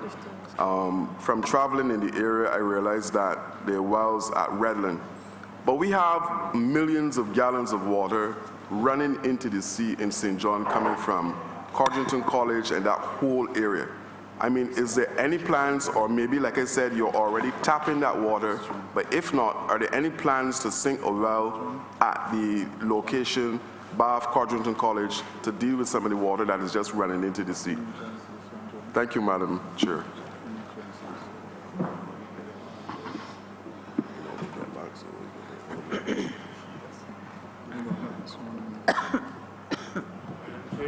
We recognize that the situation that the MP is talking about is one that we have to look at more urgently. At Bath, we are actually at Codrington College. We have a spring source that we use for public supply. And we recognize that with climate change, you're going to have more intense and short duration storms, which will mean that we'll be generating more runoff. So going forward, the Water Authority is looking at locations where we could capture some of that water and use. The location at Bath where we're talking at is in a location where it would not be economic to dig a well because the yield would be very, very small. The coral cover in that location is very, very thin. But talking about stormwater, we are collaborating with other agencies. For example, the Ministry of Transport and Works, through their drainage unit, we have collaborated with them to try and identify locations where we could capture the water and induce it to go into the ground so that we could pump the water out. So MTW constructed a check dam at Sela Gully. They constructed 2 check dams in the gully behind St. Thomas Church, which has minimized flooding into Sunset Crest, because Sunset Crest is actually in the mouth of the gully. Additionally, we have collaborated with C.O. Williams, just east of Highway 2A by Port Vale Sugar Factory. There are 2 gullies, one coming from Police Spring and one coming from Danscombe, where the 2 meet. Carl Williams was allowed to excavate there and create a depression. And because of that, it has minimized the flooding into Ho Town. So there are a number of projects that we will be working with. It is not only the Water Authority, in collaboration with other agencies, that will capture some of that surface runoff.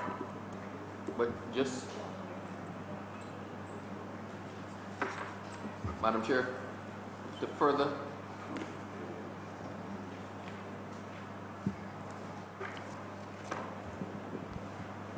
Madam Chair, to further supplement that answer, it is not everywhere that you see a spring or a stream running that you can dam it, because we have to be very aware when we're trying to harvest water of what happens downstream. There are certain ecosystems that are dependent on those streams. There are certain things that happen downstream that are occasioned or informed by the fact that water flows down.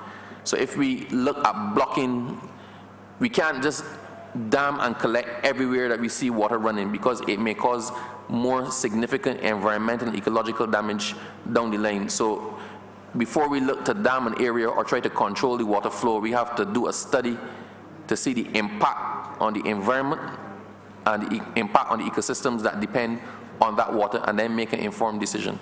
But I take the point because somebody else today self actually sent me a WhatsApp in relation to that same matter. So I hope that they're listening. Thank you. Honourable Member for Christchurch West. Thank you very much, Madam Chair. And I want to take the Minister offshore this time.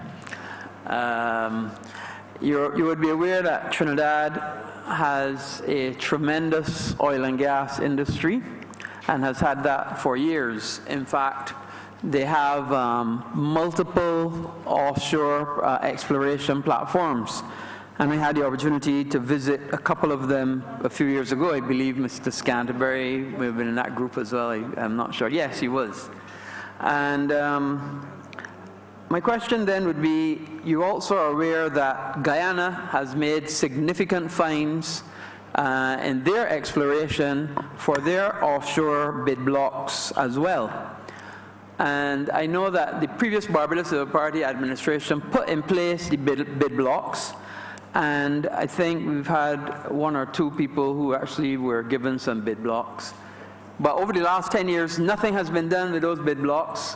And I'd like to know, what are your ministry's plans with the bid blocks, and where exactly are we with the bid blocks, knowing full well that 2 of our neighbors have had very successful finds, to the point that Guyana is now booming and is expected to grow at 20 to 21% of their GDP because of the finds of oil and gas offshore.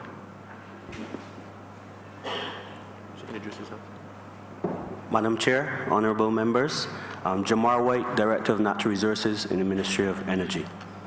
With respect to your question, I'd like to clarify that we have been doing a number of things in relation to the offshore. We recognize the developments in neighboring Trinidad and Guyana. For point of clarification, Guyana has been actually in the offshore before us. They had a number of issues that stopped them from progressing due to boundary issues and other matters. However, we would have signed some licenses with the international company, BHP Billiton, and since that time we've been engaged in some very robust negotiations with the company in respect of the offshore.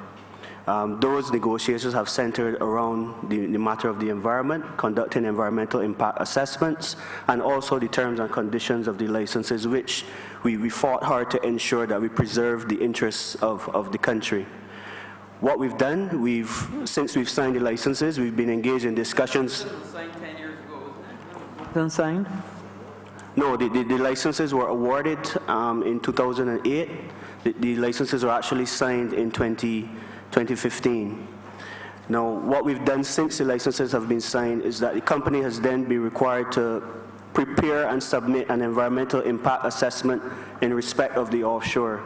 Now, that environmental impact assessment looks at the impacts of various offshore operations, including seismic acquisition, sampling, and drilling.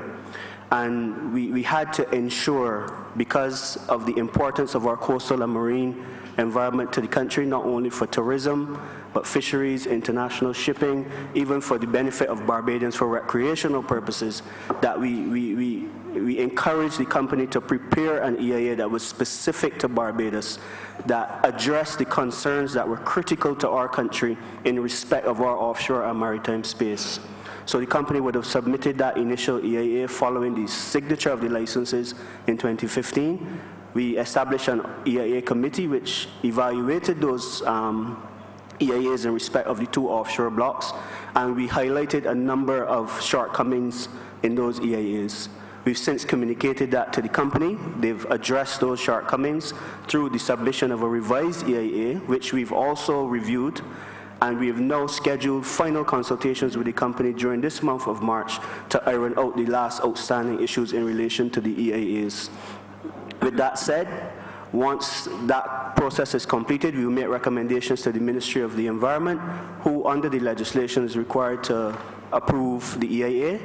And once that is approved, offshore exploration activities can begin in earnest offshore Barbados. So we've been given a very firm message to get this process completed, with the understanding that it has taken quite a long time because of the robustness of the negotiations and because of our steadfast position where we want to ensure that we preserve our coastal and marine space in light of oil spills that have been going on around the world and other places.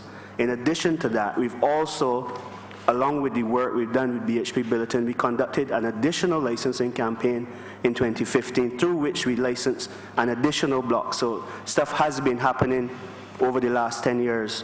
We've licensed an additional block to a Spanish company called Repsol, and we are actually engaged in negotiations with the company regarding the drafting of an exploration license for that offshore block, as well as the preparation of an EIA for that block. And we also have consultations scheduled with that company during this month of March to advance that process. So a number of things have still been going on behind the scenes to push our offshore acreage and get to a point where we can realize our offshore petroleum potential, and doing that in a responsible and careful way, rather than trying to push in a rush. Minister, I would submit that from 2008 to start the process to 2019 and nothing happened appropriately to start is a long, long, long time.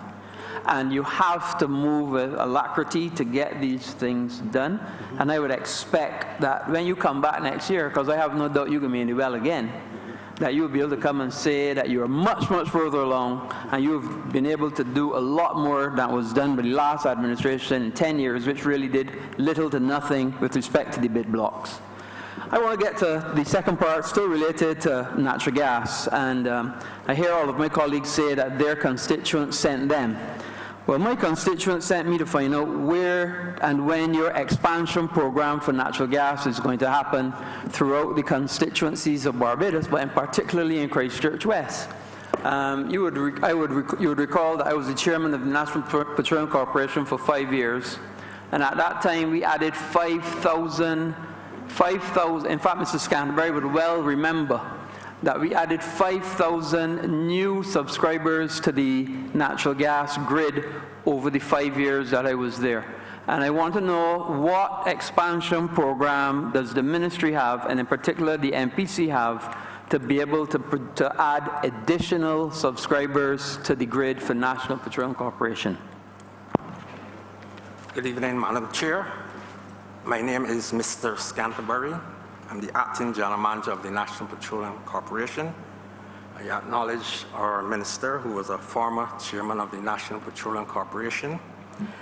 We had done very well over the last years when our chairman was on board.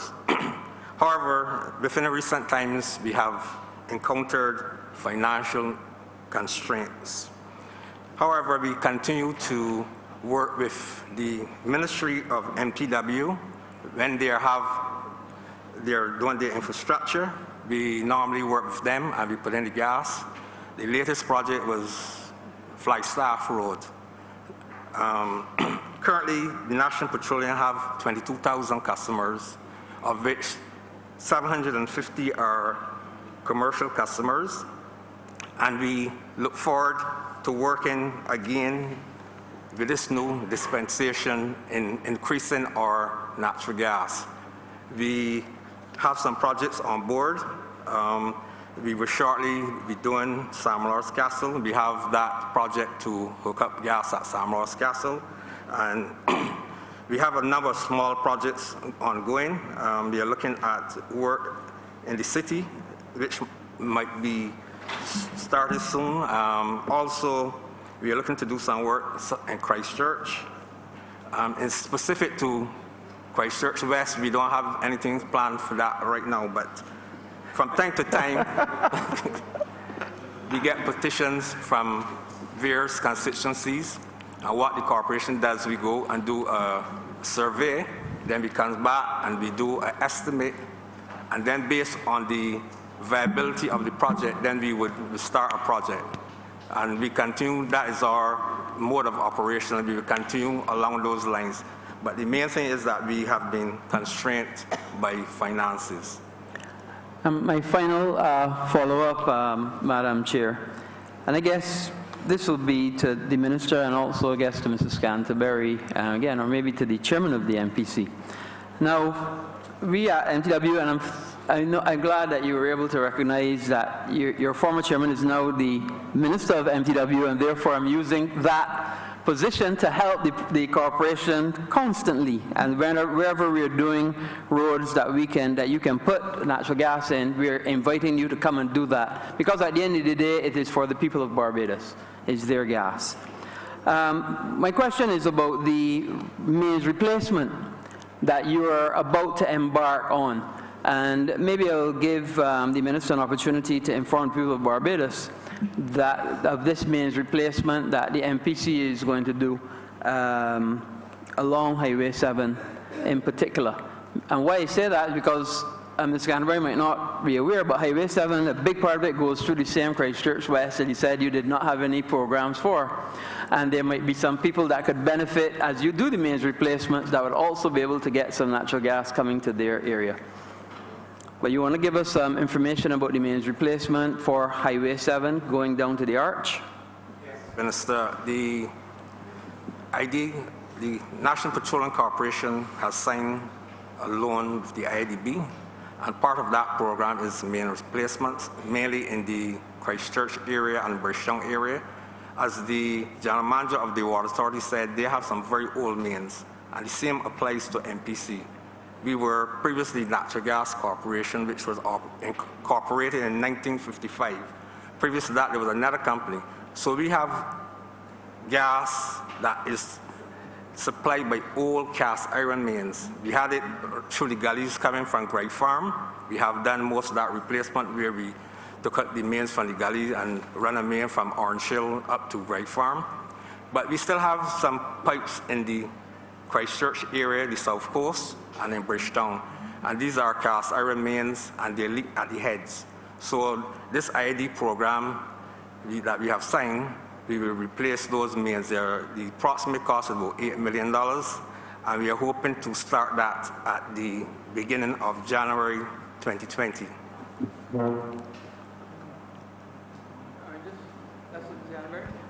Yeah, just to follow, because I know I don't have a final question, but just the reason that people go to the MTW all the time saying that Highway 7 has not been done is because we have to wait till the natural gas is sorted. So this is why the two ministries are important, because it is your ministry getting your project completed before then the MTW can complete their side, which is replacing Highway 7. But go ahead, Minister. Thank you. Madam Chair, just by way of an explanation, because it is important that coming out of this, people understand the reasons why things are done or why they're not done. A lot of people ask, why can you not send natural gas to my area? You stopped at this junction. I live a mile down the road where you couldn't pipe it up to me.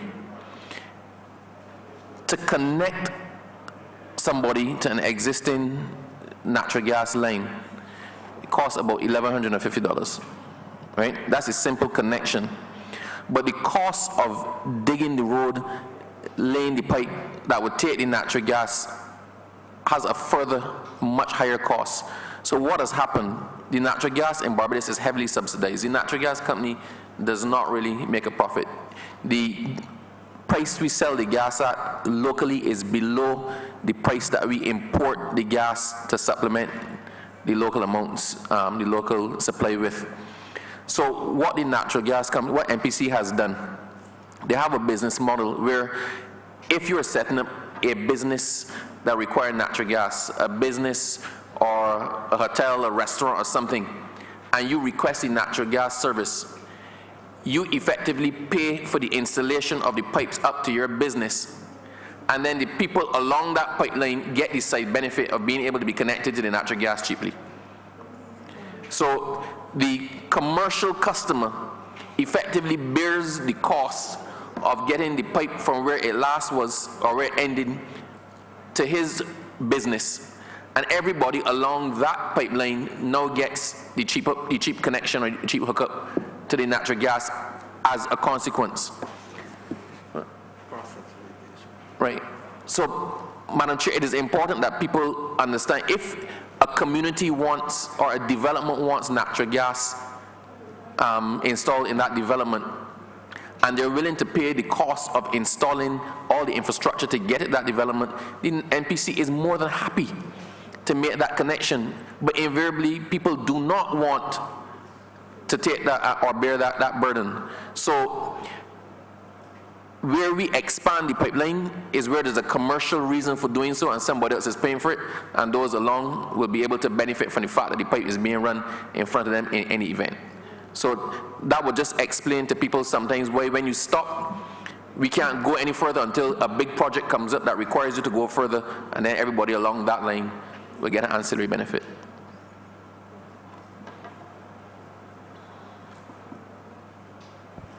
Madam Chair, I beg to now move that you do report progress to His Honor the Speaker and ask for leave to sit again. Question is that I do not report to the Honorable Speaker progress and ask for leave to sit again. All honorable members in favor, please say aye. All honorable members against, please say nay. Methinks the ayes have it.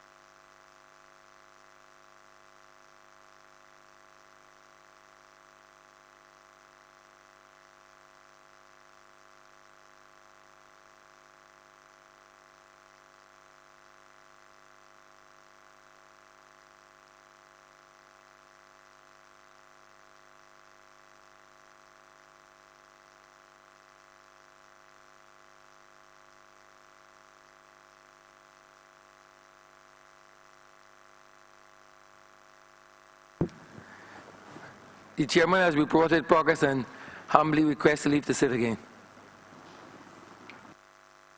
Your Honor, I beg to move that this House be suspended until 6:25.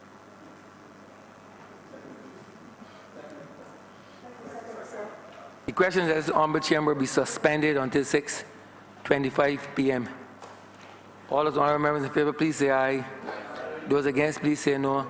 We think the ayes have it. This Honorable Chamber is suspended until 6:25 p.m.